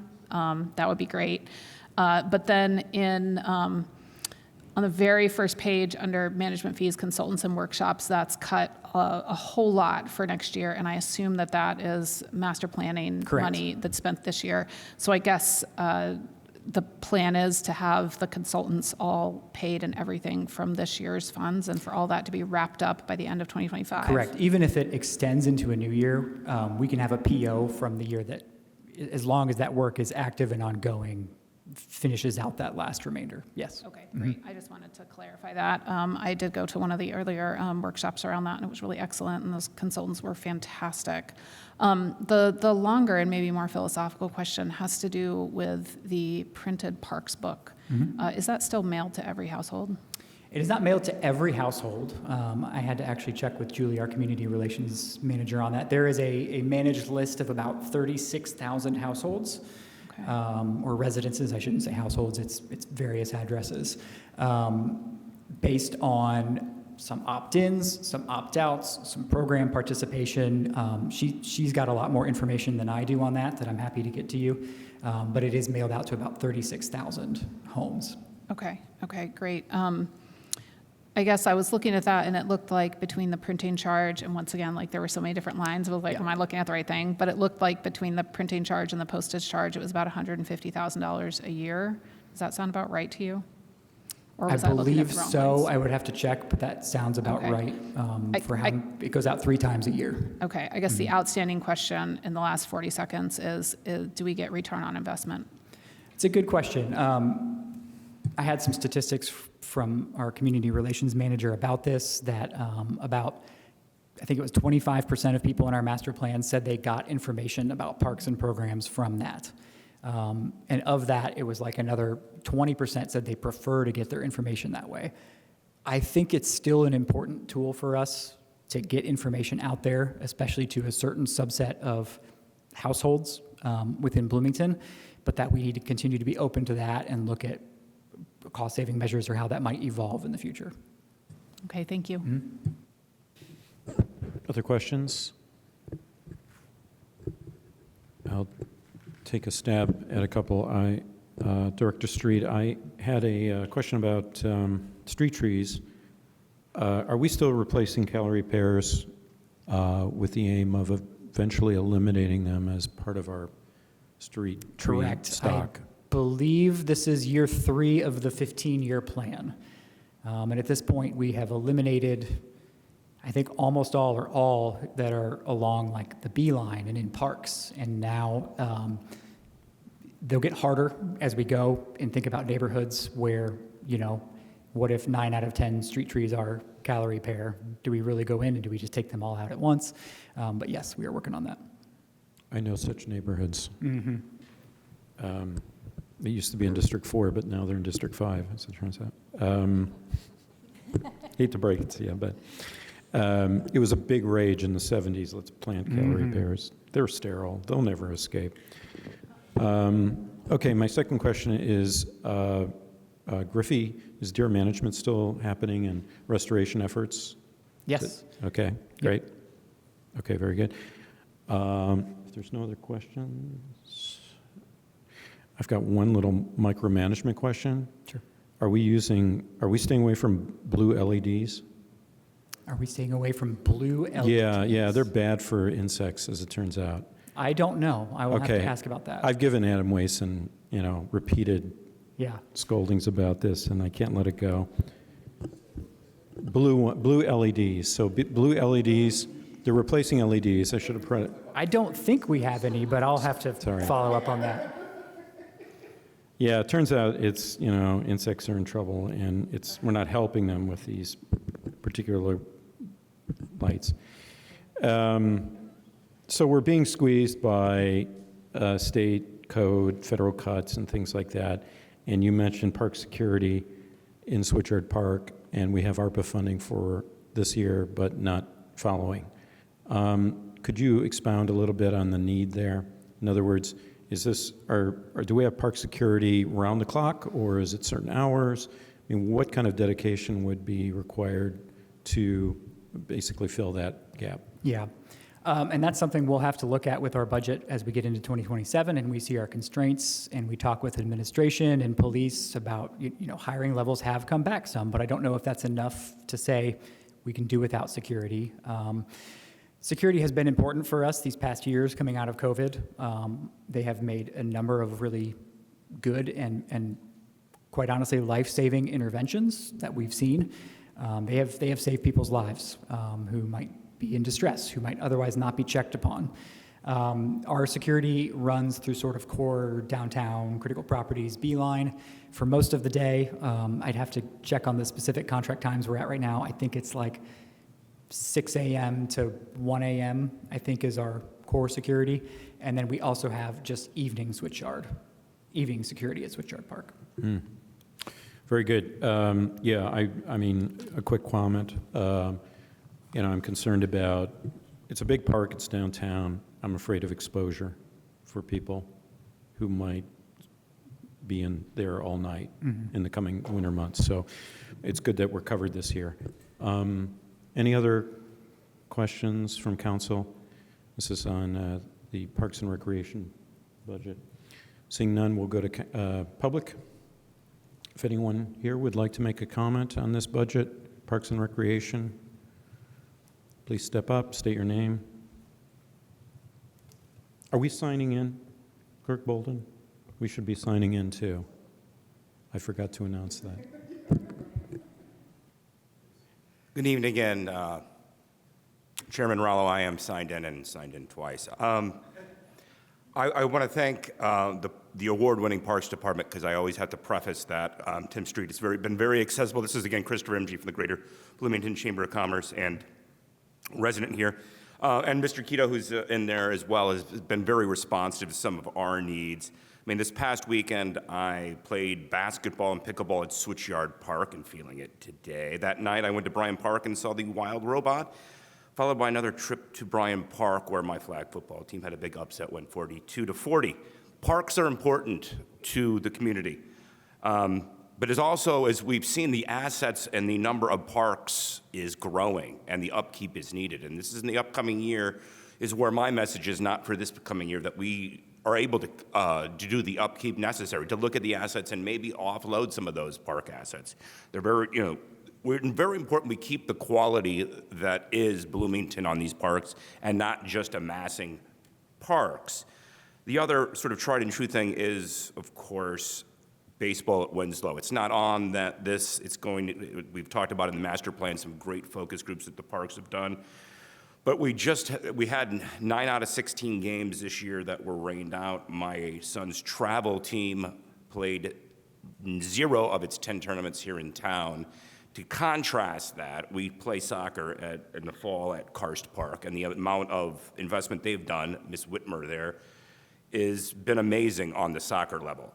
The Cutters that contracts there, half of their tournaments are played at Karst Park, so at home. This is an economic development issue. So this is more of investment. I know we have to sort of balance those community needs, but we want to make sure that we are kind of the baseball and the county is the soccer, and making sure both of those are where they should be in the long term, because youth sports is important. Thank you. Thank you, Mr. MG. Anyone online? No. Okay. Back to chambers. Anyone interested in commenting? Okay, we're back to council for final comment. Councilmember Strasburg. Thank you. I think I mostly want to use my time to really praise the Parks Department as well. Some of you know that I have somewhat of a parks background, and I heard about Bloomington Parks long before I'd ever set foot in Bloomington, and our parks are just fantastic, generally speaking. I wanted to specifically, Director Street mentioned the accessibility map in Switchyard Park. If you have not gone to check that out, it is just amazing. It is so detailed and so intricate, and it is just kind of a marvel how that was put together, and I think that it's a really, really excellent community resource. And then I also just want to congratulate them on their CAPRA recertification. I went to one of those events during that week, and I know that that was just a really big week for the Parks Department, and it went really well. So I'm also pleased to see or to hear that there's going to be some Banneker Center improvements next year. I know that that's something that's been kind of outstanding for a couple years now in terms of building maintenance and improvement that needed to happen there, complicated by its historic designation. So I'm glad that that is finally moving in that direction. And I think that's all that I have to say. I will have some more follow-up questions written that I didn't get time to today, but thank you very much. Thank you. Councilman Rosenberg. Hi, thank you. I would just love to echo resident MG's desire for a soccer field or two in the city. I have talked about 3rd Street Park being a great location. It is one of the most affordable sports you can play with just a ball, and especially when it's right across from the transit center. You can get there, a kiddo could get there on a bus, and also right next to the Boys and Girls Club where a lot of kids already hang out. I know that pitches can be expensive, but sometimes USA Soccer has matching grants, and it would be a neat thing to try to do at some point. So thank you. Councilmember Asari. I also just want to echo again what I said in my first set of questions, how wonderful and grateful we are for our Parks Department. One thing that I think as we continue to move forward, and particularly into the master plan, we know that there's our demographics, a missing part of our demographic are particularly young professionals. And I think that one thing that we can do in our strategies to attract more young professionals is leaning in to the strengths of our Parks Department, particularly those with young children. And I know that we're already doing that, but I would love a plan as part of that, as sort of like totally focused on that. Obviously, I'm speaking from my own experience, but and happen to have a lot of friends who share that experience. But I would love a sort of portion of that master plan to really focus on how do we lean into our parks to attract young professionals, particularly those with kids, to come and stay and make Bloomington a place to live and grow. And so, but again, just really thanking the Parks Department for such incredible work and an amazing, I'm just so grateful for this budget presentation as well, just because I think it really encapsulates priority-based budgeting really well and takes that step towards outcome-based budgeting. So thank you so much for that. Thank you. Other final comment from council? Okay, I'll just say that I appreciate your budget presentation, Director Street. I just wanted to remind folks that I asked about deer management. I think it's still required, important. It was undertaken in 2012, and it went through fits and starts, but the Hamilton administration committed to it, and I'm glad that the Thompson administration is supportive, because, I mean, how many communities have an ecologically rich preserve just minutes from downtown? And that was going to be lost by deer overabundance and damage to the ecosystem. So it was a tough decision. Parks Board stepped up, Parks and Rec stepped up, and I will forever be grateful. So with that, we will now move on to Department of Public Works. Director Wazen, I was invoking your name earlier. You might have heard. Yes. That'll be what Wednesday. Wavelength That'll be are Wednesday. we using? Are we on the same wavelength, Director Wazen? Good evening. I'm sorry, did I miss one there? No, it was a bad joke. Are we on the same wavelength? Animal care and control. I understand. Yes. Adam Wason, Public Works Director for the City of Bloomington. Always a pleasure and an honor to be here to present our divisional budgets on behalf of the Department of Public Works. Hang on one second. I need to get myself a little better situated here. There we go.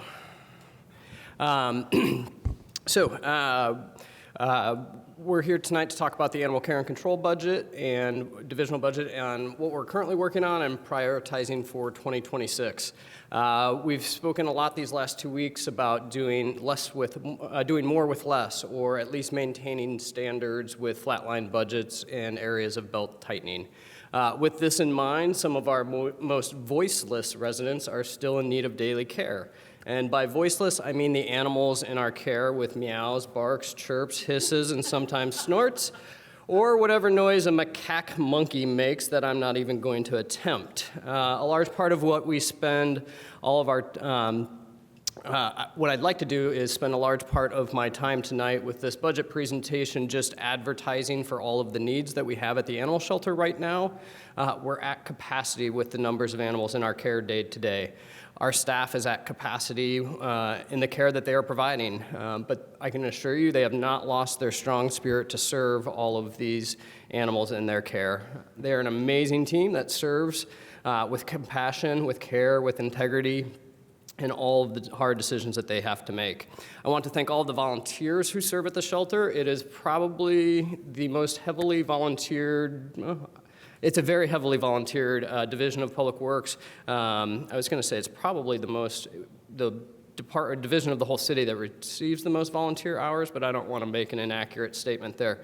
We have a lot of volunteers that show up at the shelter every day to help us with our operations. We have a lot of volunteers that take in foster animals when we're beyond capacity or nearing capacity and care for those animals in a home setting to try to keep them normalized to those home settings.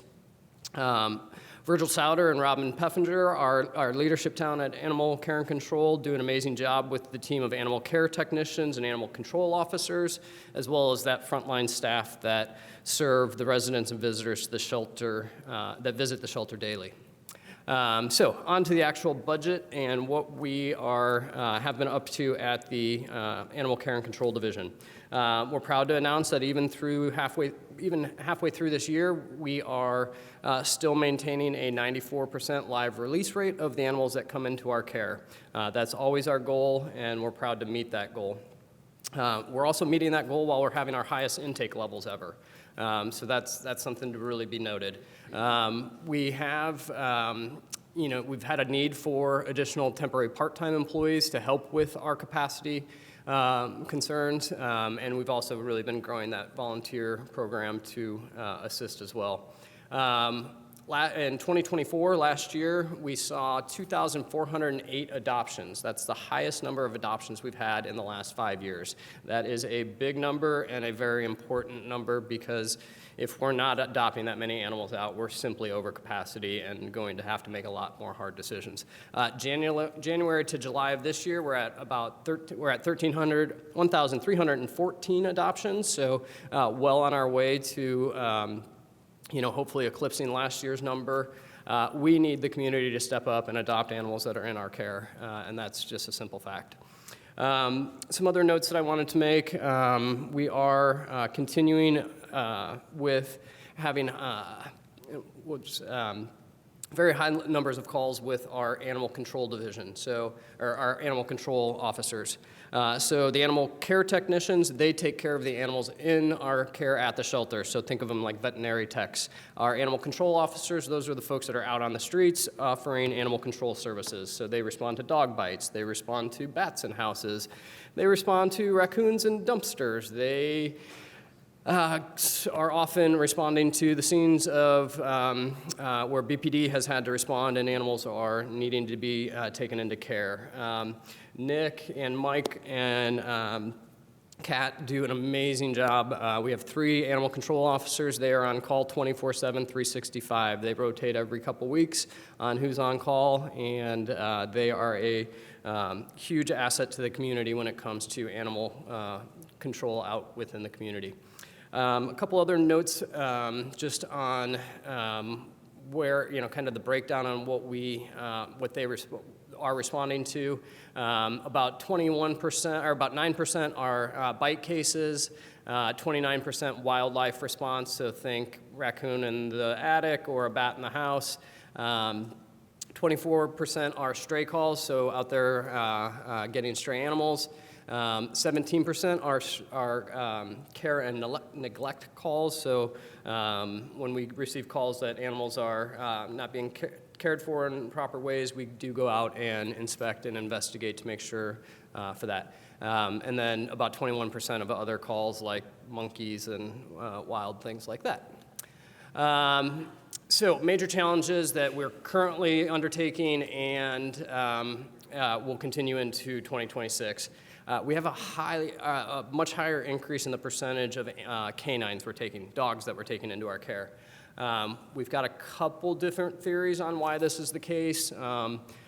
It's really expensive to own a dog or a cat in this day and age. Veterinary costs are higher than ever. Medicines costs are higher than ever. And so we attribute some of this to just economic hardship. But if we were to continue year after year with 9% increases in the number of dogs we take in, that would be a very, very big challenge. So we're trying to work on the education side, work on the keeping those dogs in the home instead of being relinquished to our care. I talked about rising medical treatment costs. If anybody's gone to the vet lately, they know what this is. It's just across the board, every single aspect of what we do with veterinary care. And then another, we're always just trying to recruit and maintain the volunteers we have. It can be a stressful environment down there for those that haven't spent much time. Even in the quietest of moments down at the animal shelter, I don't think you could ever call it quiet. And it can be a stressful environment too for the volunteers. But we very much appreciate all that they do and are very actively working to maintain, recruit, and keep that base up. And it would not be an animal care and control presentation if we did not put some pictures of dogs, cats, and those that care for them. I did not throw the monkey up there, but happy to answer questions about the monkey. So Adam Wason, Public Works, and happy to answer any questions. Thank you. Any questions about monkeys or other? Councilmember Daly. I mean, I have lots of questions about monkeys, but I won't ask any here. We all. I feel a little weird asking this question. First of all, thank you for that presentation. Sure. I feel a little weird asking this because this isn't something that maybe we would ask, say, the sanitation department.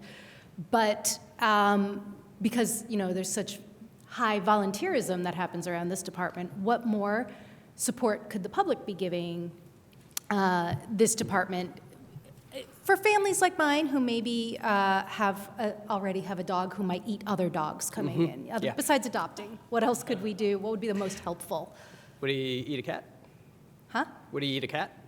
Oh, we have two okay. cats, and yeah, it's lots of drama. All right. Well, I was going to try. Shucks. We have the volunteer base. So there's two aspects of what folks really help with at the shelter. It's the actual volunteer hours, helping clean kennels, helping walk dogs, all of that. That's one aspect of volunteering. We have a very, very generous community when it comes to helping support the animal shelter. When we put out a call for, hey, we need extra blankets, sheets, bedding, anything, towels, we get a lot dropped off. When we put out a wish list with Amazon for wet cat food in particular, we get the community response. So those sorts of things. So pet supplies of any kind, whether it's wet cat food, all of the things that you would think of for bedding in the kennels. We do a lot of laundry at the animal shelter. We don't need laundry detergent per se, but we might need somebody to help fold that laundry. So there's a lot of different ways to volunteer and assist at the shelter. My best advice is to go to our website on the city's website, and they've got a lot of links through Animal Care and Control on exactly what those needs would be. But it's materials, it's supplies, it's volunteer hours mostly. Yeah. Thank you. Other questions? I thought that was going to be a harder question based on your premise. Well, I just didn't want to set you up for offering to volunteer with, other public works departments. Questions will get harder as we go. Other questions? Councilmember Strasburg. Thank you. For the record, I would love to adopt another animal, but I have 5 cats and a dog, and I really can't. So don't try that. Though your Facebook website folks do a really great job tempting me nearly every day. But to my question, I did not realize until your presentation that animal control responded to some wild animal complaints. And I guess I'm wondering how you guys draw the line in terms of something that our animal care and control officers can manage versus something that a wildlife specialist needs to be called in for. I'm going to queue up Virgil Souter. I believe Virgil's going to be online. Virgil, do you want to help me with that one? I'll start by just saying they definitely have standards of what they respond to and what they don't respond to. I learned as the Director of Public Works about 10 years ago that we have to, by state law, respond to a bat in a residential home due to the rabies vector and such. Full disclosure, I had no idea why I was seeing in the logs every day that at 3 a.m. we were sending animal control officers out. When we had bats in the Wason household in the early 1980s, my dad took care of it in a different way than the animal control officers do.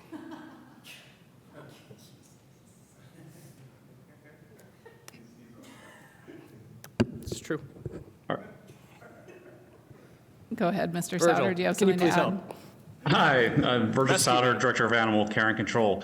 So when it comes to wildlife, predominantly we're looking at is safety and disease. So when it comes to like a raccoon in somebody's kitchen, where a bite could happen, we're going to intervene in that situation. If there is wildlife in like a crawl space or an attic space that's where somebody's not living, we'll leave that up to a wildlife professional to kind of figure out how they're entering in and get them out. And then it's with diseased or injured wildlife in the community, we will pick up and intervene there. Great, thank you. Other questions for Director Wazen or Mr. Souter? I have a couple. So, Director Wazen, you said at the beginning that we have a 94% adoption rate. Is that right? Live release rate. So live release rate means animals that come into our care that leave our care. Oh, I see. So you get some in and they're lost and you reunite them. Yes, so it can mean, Virgil, when I mess this up, jump in. It could mean reuniting an animal with its owner. It could mean adopting an animal out. What am I missing, Virgil? Transferring it to another rescue group also is included in that. Yeah, so sometimes we do work with other rescue operations to transfer animals to their care with the expectation that theirs. Got it. Okay, well, yeah, what I was getting to at was like, how many animals do we have to put down? Do you have a number? So it's fair to say 6% of the animals that come into our care do need to be euthanized. Is that a fair statement then, Virgil? That's our current rate. I can get you an exact figure. Largely, those are aggressive, severely injured, difficult medical issues to adopt out are primarily what those are made up of. Okay, so around about 140, I guess, 6% of 2,400. Or 2,400 was we'll get you a rate. solid number on that. Yeah. For up a year to date and for 2024. Virgil, again, correct me here. We are very strident in how we make decisions about euthanization. It is never an easy decision to make at the shelter. Some cases certainly present themselves as no other option, whether, it's we take in animals that have been maybe involved in vehicle accidents that have no chance for recovery. We have taken in animals that have severe medical that has no opportunity for recovery.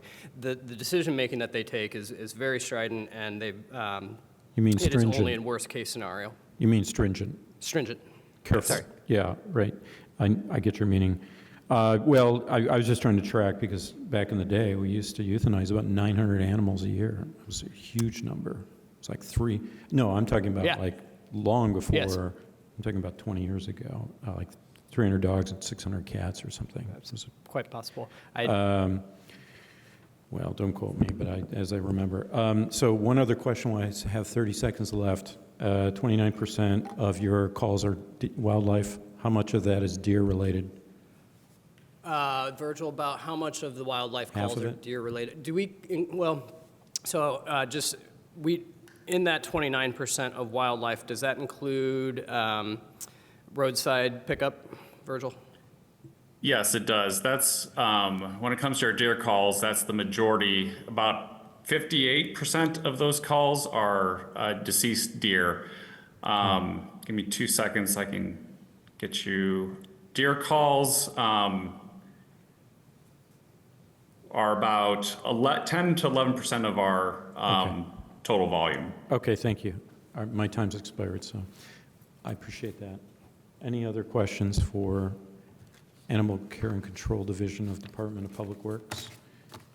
Seeing none, we'll go to the public for comments on this budget. Seeing no one in the gallery, is there anyone online? No. Okay, people are happy with it, seems. We're back to council for final comment. Councilmember Daley. Thank you. Yeah, I just want to say thank you very much for all that hard work that goes into the shelter. I think it's really amazing that we have a live release rate as high as we do. That's very impressive. And also a shout out to Animal Control because I had to have them come out to my yard last spring. I had an injured deer in my backyard, and I was really prepared for a traumatizing experience. But he very very thoughtfully and just took his care with the deer and realized he was not injured enough that I was going to be traumatized, and the deer eventually bounded away and came back to visit often. And it just saved me a lot of stress from worrying about the deer. So anyway, thank you very much. Thank you. Other comments? Yes, Councilmember Stossberg. I also just want to send out appreciation to all the staff and also volunteers who work with our animals in our animal shelter. You know, I referenced I have a lot of animals, and animals can be very rewarding, but it can also be really challenging, I think, to both work and volunteer in that kind of environment, as Director Wason mentioned, in terms of just the stress level in the kennels, and then animals are often also stressed while they're there, and so it can be really challenging. And I also want to call out the thank you to the fosters that we have, because I know that there are a lot of animals that have foster homes, temporary homes, so that they don't have to spend that time in stressful shelters and can get socialized in other ways. So there's just a huge broad network working in Bloomington to try to administer to the pet population, and I'm very appreciative of all of you. Thank you. Further comment? I'll just say thank you both for all that you do. I'm deeply appreciative. You do amazing work. I do want to put my yearly plug in that deer management, I think, is something needed. I hear this time and again. Mostly people who would like to grow gardens, but also people complaining about deer that have been struck by cars, which turns out to be probably the biggest predator of deer in Bloomington, our automobiles. So I'll put my plug in that I know resources are scarce right now, but I think that we could be in a position to count them cheap and with drones, and that would be the first step toward management. So I'll conclude there, and we'll move on now to Department of Public Works Sanitation Division. Director Wason. All right, good evening. Me once again, Adam Wason, Public Works Director. This is our divisional budget for the Sanitation Division of the Public Works Department. As many of you already know, the Sanitation Division, provides solid waste collection, recycling collection, large item and appliance pickup, yard waste collection, as well as collection of waste from the downtown, all of our city facilities and buildings, police station, fire stations, city hall, and city parks facilities, and all of the city parks facilities, including their buildings and actual city parks. Lazarus Sears, our sanitation director, and the entire team at sanitation are a dedicated bunch that rise early. They carry out their duties in all weather conditions, whether that's from rain and snow, heat and humidity. They are out there every day in all conditions, and their efforts are tremendous. We, in 2017, worked on a major overhaul and modernization of our entire sanitation division and how we provide that service. And many of the anticipated results of lower injuries, higher customer satisfaction, and better collection efficiencies have been realized, and we are quite proud of that. It's somewhat ironic that we're presenting the sanitation budget on August 25th, as today this Monday route has likely been the highest volume pickup day of the entire year. We had all of our friends over on campus return to Bloomington these last few weeks, and so the volume of cardboard boxes, pizza boxes, bottles, cans, trash, all of it was quite evident on Route 1 today if you drove anywhere near campus. Hopefully you did not. But it was quite noticeable, very visible of the amount of move-in volume that we were taking in. So the team was quite busy today, and really appreciate their efforts to keep Bloomington looking great even when so much goes to the curbside. Talking about some of our initiatives and our budget requests, we are still maintaining about a 32 to 35% diversion rate overall month to month.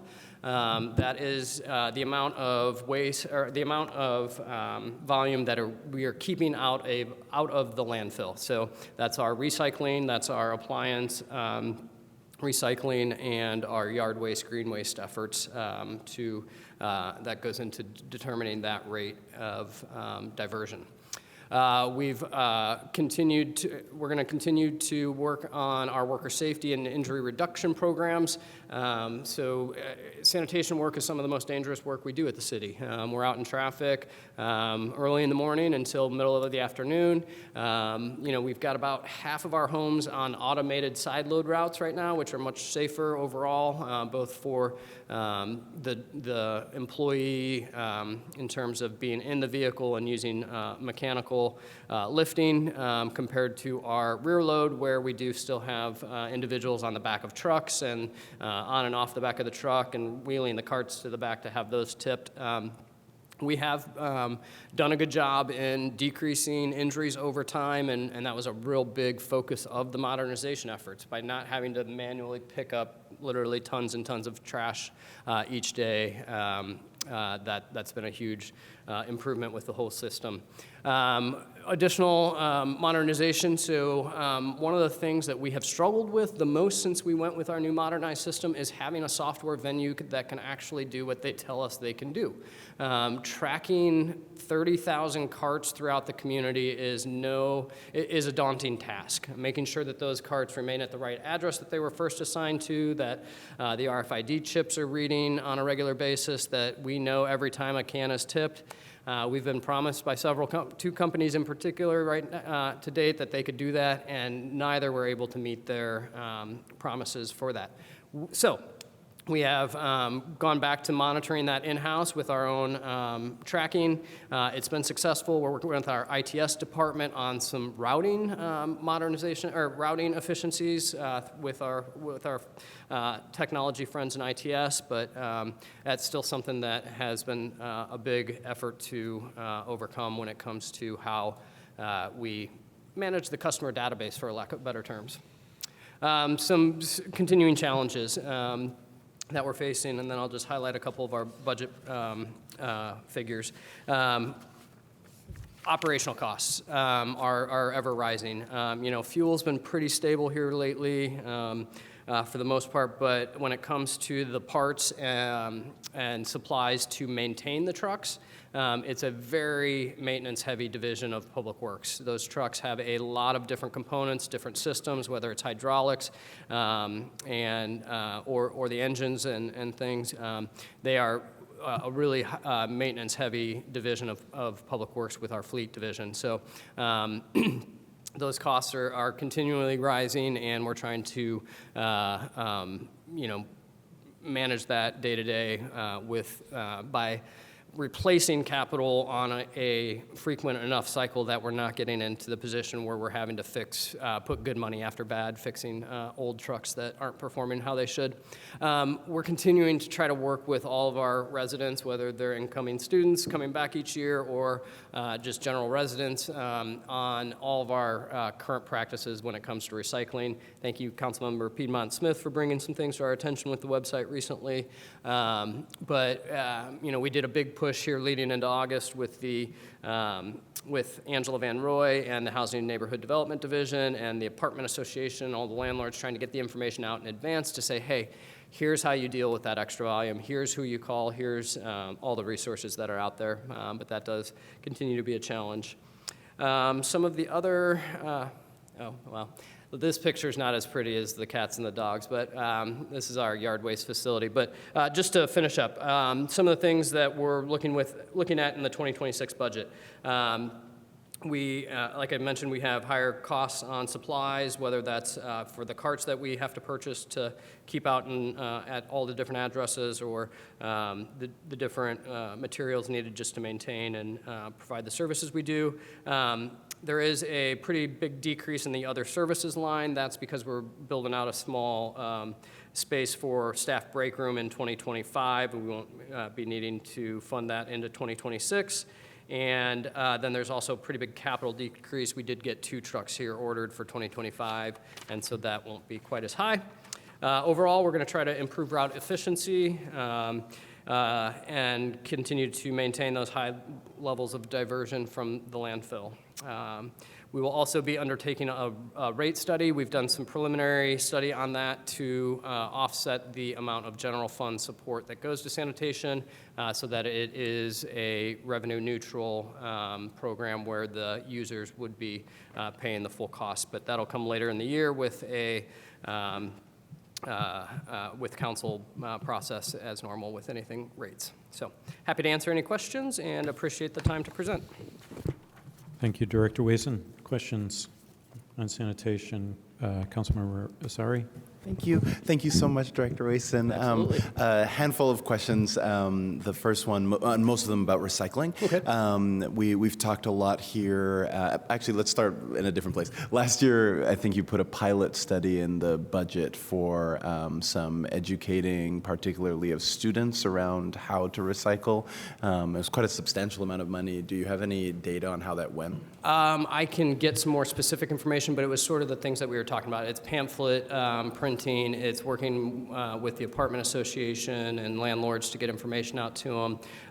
But we'll get you I'll get you a better synopsis of what's gone into that. And are those activities still represented in the current budget? Some level. I don't know if it's at the exact, I don't have the line item budgets right in front of me. It's certainly going to be maintained at some level, but I don't know that we'll need the level of funding we needed for 2025. Okay, so I'd be really interested in seeing, like, did it actually work? One of the things that we're utilizing more and more is simply technology. So we've got a system, Recollect, that the residents could use to get specific information about, hey, I've got a TV, how do I dispose of it? Or, things like that. So we'll get you a good synopsis of how those funds have been used and what metrics we have on that. And then in terms of the diversion, if that's our main goal, do we have any data on, and I don't know the technical term for this, but if there's a series of houses that are putting things in the recycling and one of them, puts, I don't know, a dirty pizza box, does that mess up the whole set of things that have been collected? No, not necessarily. So what we get is information back from the recycling processor on,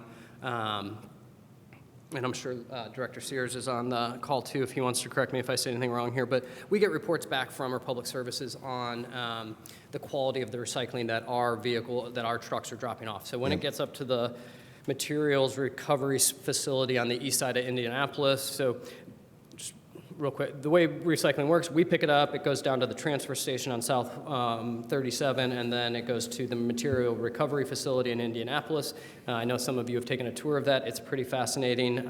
So we'll get reports back if we have a particularly bad load, for example, that there was a lot of cardboard that wasn't actually recyclable, or there was a hose in it, there was a bowling ball. I could name other things that people have tried to recycle that are absolutely not recyclable, but that's how we get that information back. And then the last question is about our provider, Rumpke, I think, and not to speak about them specifically, but they don't do glass and certain materials that they do in the county. Is there a cost associated with us changing some of those capabilities with our partners, or like why haven't we moved to a partner that recycles more things? So we use Republic Services. We don't have any contracts with Rumpke. Republic does recycle the glass, so I'm not exactly sure, but I can follow up with you on more specifics there. Yep. Perfect. Further questions from council?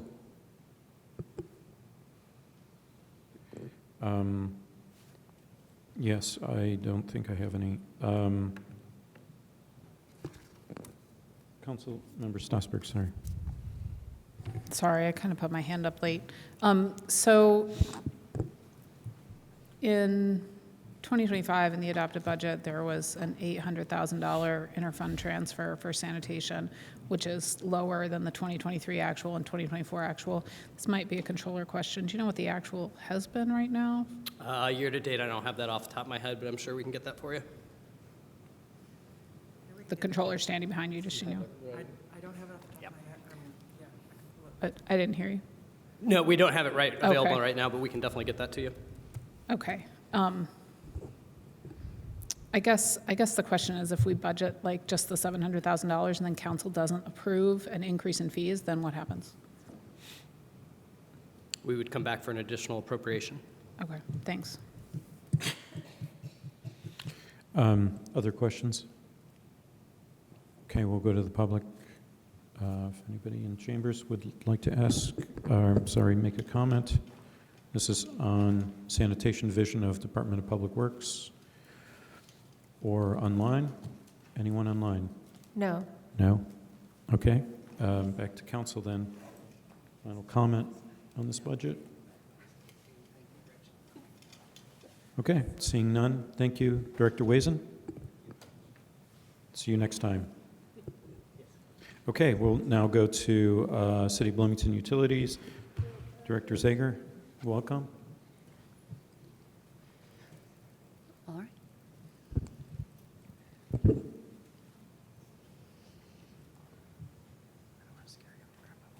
This is it, right? Yes, thank you.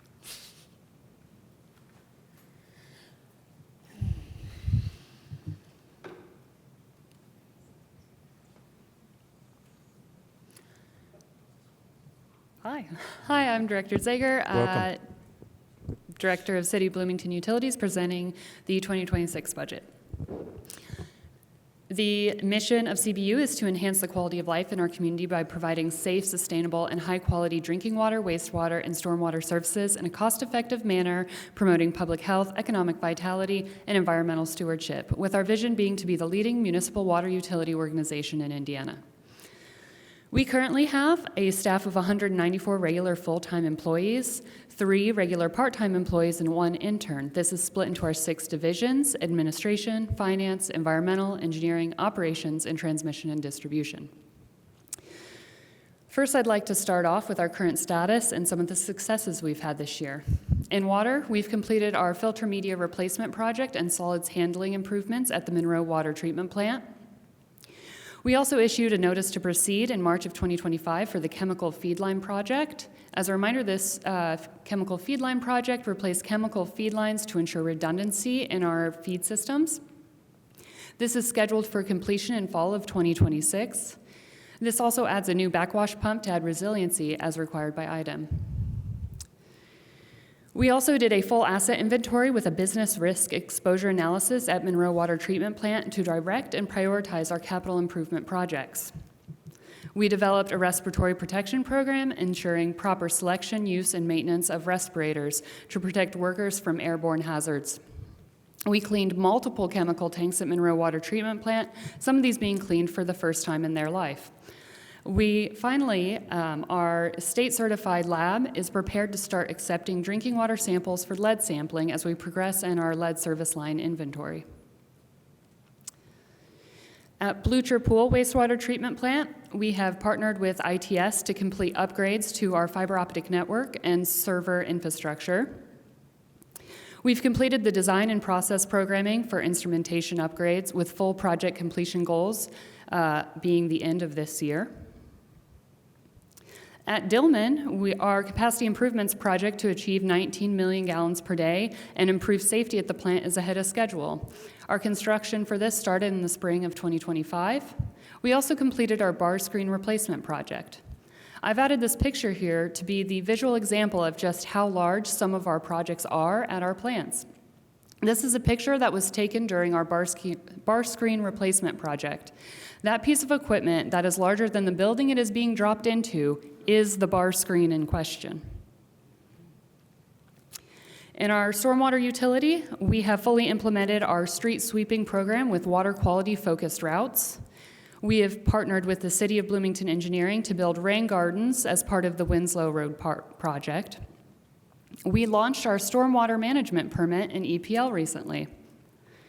We were also accepted into the IDEM Clean Communities program for our commitment to environmental leadership. The Indiana Clean Communities program is a voluntary program which recognizes Indiana municipalities that take proactive, sustainable environmental actions. By being a member, we receive recognition when applying for competitive grants, and will receive advance notice of regulatory inspections once we reach the gold level, which we anticipate doing soon. We also awarded 6 residential stormwater grants this year, totaling over $56,000.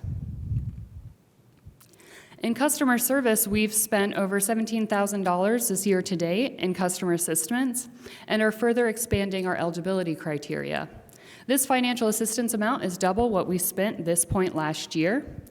And to speak more on our expanded eligibility, before the end of the year, we will be removing the requirement that customers must apply for assistance before their water is shut off. This will allow us to offer assistance when people need it the most. This will be in addition to expanding our assistance to cover fees and any additional expenses that may have shown up on their bill. We want our program to be about getting people back on track, and these changes remove the barriers that weren't allowing us to do this previously. We've also opened our service center for walk-in appointments for the first time since COVID. We are now utilizing an intercom check-in system that ensures that our staff remain safe while we're able to provide excellent customer service. We are installing a customer kiosk by the end of this year to provide 24/7 service at our service center. We've also moved to text notifications for all customers to communicate important updates. That's through using the Everbridge system to communicate boil water advisories to all impacted customers, not just ones who voluntarily signed up, and Tyler Notify to provide our customers with urgent account status updates such as delinquent bills. Now I'll move on to some of the challenges and needs we have here at CBU. The primary challenge we're facing right now is our water fund. Our operating expenses and project costs have significantly increased compared to the estimates that were used to build the last rate case. Those estimates were pre-pandemic costs. Right now, we're continuing to closely manage our cash balances for water expenses. And unfortunately, the delays in our data acquisition for our rate case have pushed that back, prolonging our water fund situation. Another challenge we face is that the space needed for staff and equipment as we outgrow the current service center and garage. Our current service center is not meeting our modern utility needs, and in some cases is accelerating the aging and wear of our equipment. Speaking of aging and outdated equipment, aging and outdated infrastructure is one of our challenges. Specifically, I'd like to highlight 3 issues. One is our chemical tanks and feed lines. Many of our chemical tanks and feed lines are over 20 years old. This is what delivers the disinfection chemicals that allow us to treat our drinking water.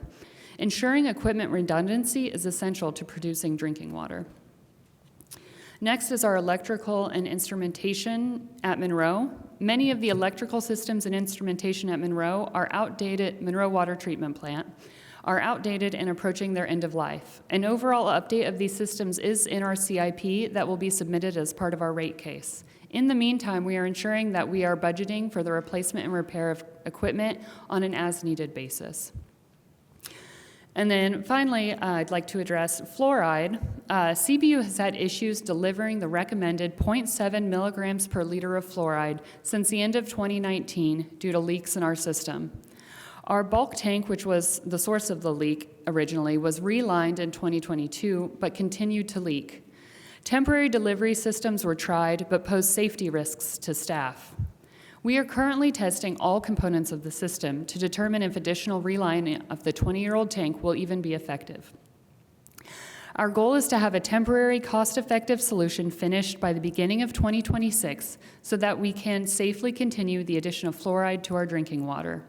Additionally, we have a capital improvement project slated for 2027 for a more comprehensive overhaul and assessment of the system, along with other chemical building improvements in our pending rate case, which was presented to the Utility Service Board today. Oh, just kidding, I wasn't done with that slide. One of the challenges we face are changing weather patterns that are driving changes in our source water. Of course, one of those that I need to mention is taste and odor, which is caused by geosmin and MIB. And this is caused by long periods of drought and high temps that we're seeing year after year.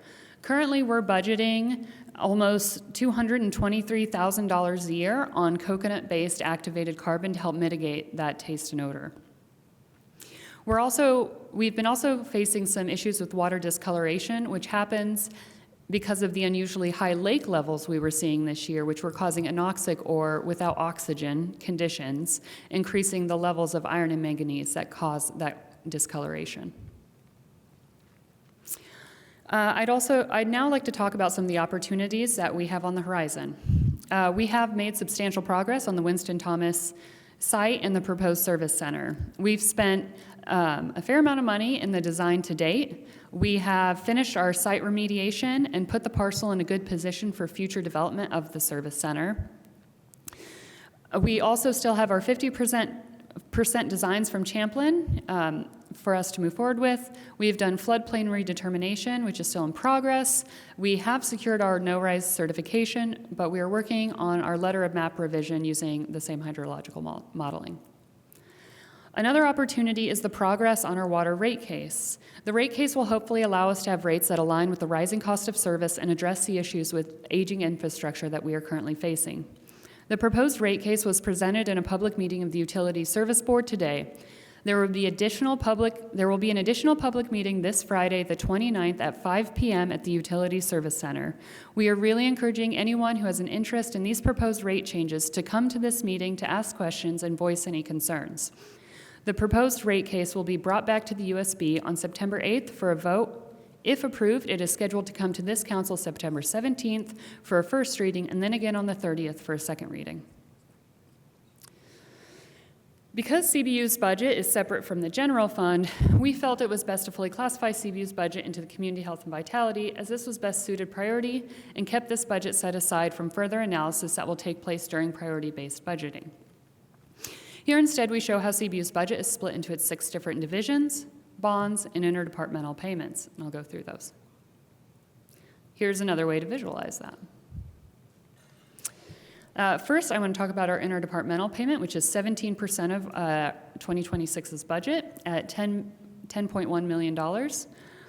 In this interdepartmental, we have included the 2024 and 2025 interdepartmental payments, 2024 and 2025 payment in lieu of taxes, and benefits for 2025. Our next division is transmission and distribution, which accounts for 13% of our budget, or $7.4 million. We have 5 work groups in transmission and distribution. That's wastewater, water, stormwater, meter services, and inspection and location. Our next division is operations, which accounts for 22% of our budget at about $12.6 million. That accounts for all of the expenditures at the 3 treatment plants, Monroe Water Treatment Plant, Blucher Pool Wastewater Treatment Plant, and Dillman Wastewater Treatment Plant, along with the maintenance booster and lift station work groups. Next, we have our finance division, which is 8% of our budget, or $4.5 million. That's split into finance and accounting, billing and collections, purchasing, and customer relations. We then have environmental at $2.2 million, or 4% of our budget, which is water quality, pretreatment, MS4, which is municipal separate storm sewer system, hazardous materials, compliance, and laboratory services. We then have our engineering budget, which is $2.2 million, or 4% of our budget. Those work groups are capital project management, plan review and inspection, new services, and GIS. Finally, we have our administration division at 3% of our budget at $1.6 million. That includes the director's office and support administration, and our communications, which staff our control office, which is open 24/7, 365. Here's our revenue budget summary. Our revenue for water in 2026 is estimated to be about $23.1 million. Sewer is about 29.8, storm 4.7 million, with a total 2026 budget of $57.7 million. Here's that departmental budget by fund, with personnel services being $17.1 million, supplies being $5.6 million, other services and extensions and replacements being $20.6 million, sinking and depreciation at $14.2 million. Yeah. And now some of our budget notes. Our water personnel budget went down 13.1%. Part of this is because we did correct some errors in the New World software that had artificially inflated our personnel line budget in the 2025 budget, but we did also leave room based on our historical run rates to cover proposed compensation adjustments that HR had worked on. Our supplies went down 15.1%. One of our biggest supply costs is chemicals, so we're using estimates for chemicals based on past usage and input from staff. For the past few years, we've been utilizing a reverse bidding process for our chemical purchases that ensures that we are getting the best rates for our chemicals, which has helped to reduce our overall costs. We're also using current trends to estimate main break costs. We are aligning this more with our historical results, and in general, we're doing some belt tightening due to our water fund situation. Other services went up 44.3%. Again, we had some general belt tightening due to our water cache situation. Here you'll see that we have our multiple interdepartmental charges that were included. We're working with the controller on the interdepartmental process currently to make it more transparent so that there may be some variability in this line item. You'll also notice that there is a $508,000 shortfall in E&R due to possible budget shortfall in 2026 in the water fund. If there is a shortfall, the water utility will take out a loan from the wastewater utility. This is a one-time loan from sewer that will be paid back once our rate changes are implemented. This is our short-term solution to getting out of the bad financial situation that we inherited. Because of the careful water cache tracking that our staff has been doing, we have done really well not to need this loan so far this year, and I really commend our staff for being able to watch it that closely. But it is very likely that we will need this next year if there are no increases in the funds and water. We now have regular meetings to stay updated on the status of both our bonds and cash funds for all of our utilities so that this shortfall does not happen again. Sewer budget notes, our personnel line item is down 17%. This is for the same reasons as water. Our supplies are up 24.4%. We're using estimates for chemicals, same as in water. And then we have reclassified some spend to other services from supplies. And our other services has gone up 50.1%. This is where our multiple interdepartmental charges are included in the budget. And then some of our expenses were moved to other services from supplies, and this is really just to have better accounting accuracy.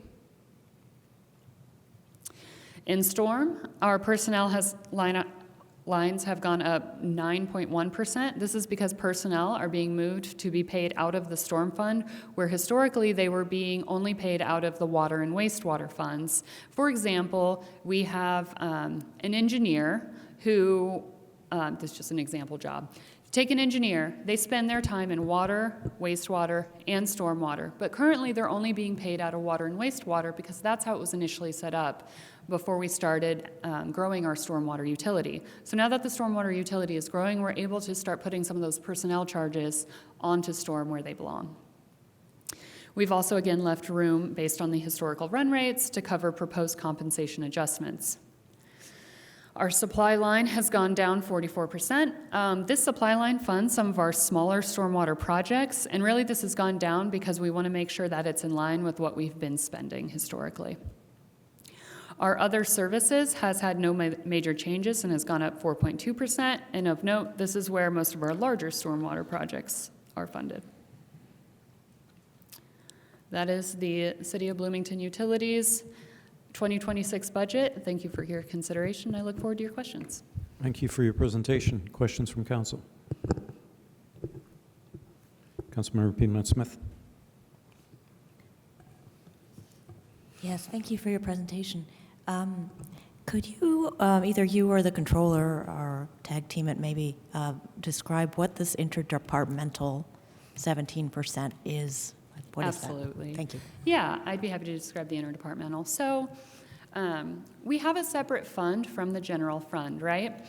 What the interdepartmental does is allows us to pay for the services we're receiving from the city. So for example, HR, we get our HR services from the city. We also have IT services, we have services from the various departments, and so we pay a portion into that based on the size of our department and based on our use of those services.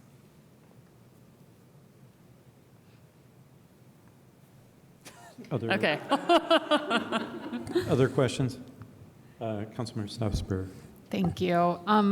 So I saw that bonds is the biggest percentage of your budget, and I'm kind of wondering, is that typical for large utilities like CBU to have just large bonding payments every year? And then also, does SEA1 change bonding for utilities in the same way that it's changing bonding for municipalities and counties? So yeah, I do think that it's pretty typical. Lots of our projects are extremely expensive and are most of the time bonded for. And I do not believe that we are impacted in the same way with our bonding. Okay, great. That's good to hear. And then the other question that I had, let me scroll down to it. You referenced your in-house programs related to utility assistance, and I'm wondering how your in-house programs work together with other programs for utility and assistance around town. I know that like SCAP has programs and trustees have programs and various churches have programs, and so I'm just wondering how much collaboration there is between units. Absolutely, yeah. So we actually run our financial assistance program through SCAP, and we have a contract with them. And so a lot of the applications for our assistance program are run through SCAP. Yeah. Great, thank you. Oh, and I also actually, real quick, you don't have time to ask this, but the other thing I'm wondering that I'll follow up with written is on your slideshow, you had the revenues for, like the actual revenues in 2022, I think 23 and 24, but there weren't the actual expenses. And I just think it's really interesting, and maybe I mentioned this last year, that like in your budget, you kind of, have an even in, even out, but I'm sure in real life, like it doesn't come out perfect at the end. So I am curious to follow up on the actual expenses in those years to compare to the revenue. So I don't expect the answer in 1 minute, but I just wanted to, that's a teaser that I'm going to follow up on. Thanks. I can give you a quick answer, and actually our Assistant Director of Finance, Matt Havey, is here with us today. I think the quick answer on that is that we are actually bringing our budget closer every year towards our actual expenses, and that's some of those negative percentages you saw is bringing our budget to closer to actual expenses. And then when you think about money in, money out, we're able to like hold money year to year. It doesn't operate the same way as the general fund, so we're able to hold money year to year, and in fact, we have to, just in case something bad happens, and we still want to provide services. Yes, thank you. I kind of expect that. I'm just kind of wondering, I just want to see the numbers, that's all. Oh, yeah. Thanks. Mm-hmm. Other questions? Councilmember Rosari. I have an admittedly dumb question. Most of my questions are, but could you help us understand, particularly because of the conversations around the potential rate changes, the sort of tension between what is an ongoing structural problem versus what is, due to a series of decisions that were made in the past? So I'm trying to understand, is this like a necessary change forever, or is it sort of a we need to catch up type of situation and then there may be an adjustment again? So I'm trying to just understand really like where the shortages come from and sort of where they're going, if that makes sense. I think that's not a dumb question at all. And so thank you for the validation. Yeah, so the rate case is built on actual expenses, predicted expenses. It's built on a test year of what we spent. So, and it's truly built on the cost of service. So when you think about rate cases and rates needing to raise, in that way, that is not, a combination of a bunch of bad decisions. That's truly just, operating expenses increase every year, and we haven't adjusted for that since before the pandemic.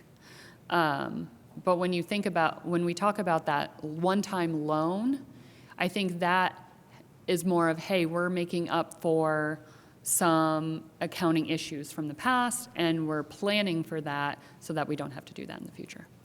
Yeah. Further questions? Councilmember Ruff. Could you talk a little more about the history of the the fluoridation issue. My understanding, real quick, and this is part of the question, because you can tell me if it's accurate or not, is that at some point, a handful of years ago, a critical piece of equipment for the fluoridation process went bad, and it's a massively expensive piece of equipment. And so in the interim, several kind of short-term fixes were tried. None really worked. Levels fluctuated and went down generally, but the intent was always there to eventually try to get back to where it was before. And finally, in the end, was a formal presentation ever made to the USB about what was going on with the fluoridation thing? So I'm going to answer your questions backwards. So the formal, I'll start here and move towards the past. So a formal presentation to the USB was not made until this year. And, the formal presentation that we have not been able to feed fluoride was made, I believe, a couple months ago. Sorry, I don't have the exact date. And before that, it was reported for the first time, for the last 2 years, it's been reported in our consumer confidence report, but it wasn't presented exactly. And then before that, it wasn't in the consumer confidence report, nor had it been presented to the USB. We've had contracts come to the USB to fix things, so I would assume in 2022, when we did the relining, that contract went to the USB. And yeah, so trying to answer it backwards has got me. What was the beginning? So does that help answer your question? Or I guess you wanted to ask about the temporary fixes? Yeah. Sure, yeah. So it started with a leak in our bulk tank. And so our bulk tank holds, correct me if I'm wrong, Hector, 9,000 gallons of, 9,000 gallons of fluoride, or hydrofluorosilicic acid, which is used to put the fluoride in the water. That bulk tank sprung a leak, and so it was relined in 2022. We also replaced our day tank as part of that relining.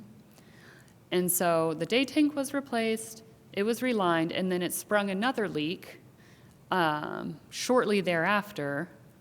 And then there was an effort to use what we call totes.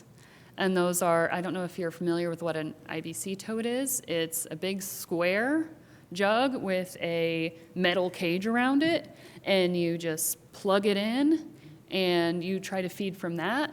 But when you try to plug a pump into something like that, that's when I talk about safety risks to our staff, because we're dealing with a concentrated hydrofluorosilicic acid, which we don't want to have regular exposure to, we don't want our staff having regular exposure to, and that system was giving them that regular exposure. And then, so those were some of the temporary solutions. Now we're retesting the system to see if sorry, I forgot they were timed. But yeah. I hope that satisfies your question. Yes. The intent has always been to go back to feeding fluoride. Yes. Thank you for that. Further questions from council? I've got one. Thank you for your presentation. So the service center on Winston Thomas it's being constructed is going to be bigger, better. It's going to be, anticipating more employees, anticipating growth, right?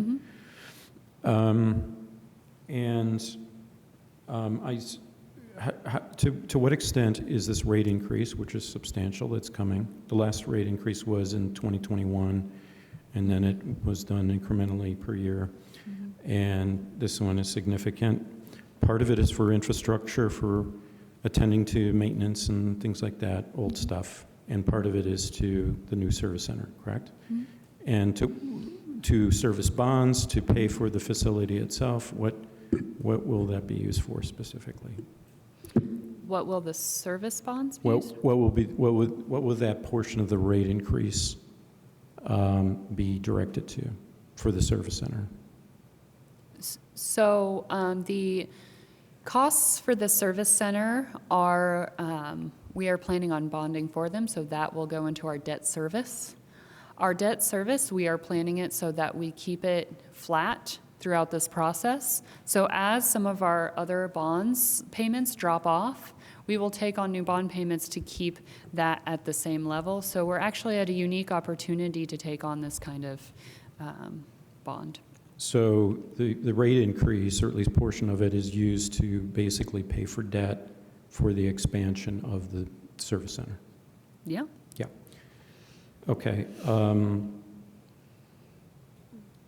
Can we, well, I'm going to leave it there. And any other questions? Okay, seeing none, we'll go to the public then. Anybody in chambers? Anyone online? No. Okay, back to council for comment on the City of Bloomington utilities budget for 2026.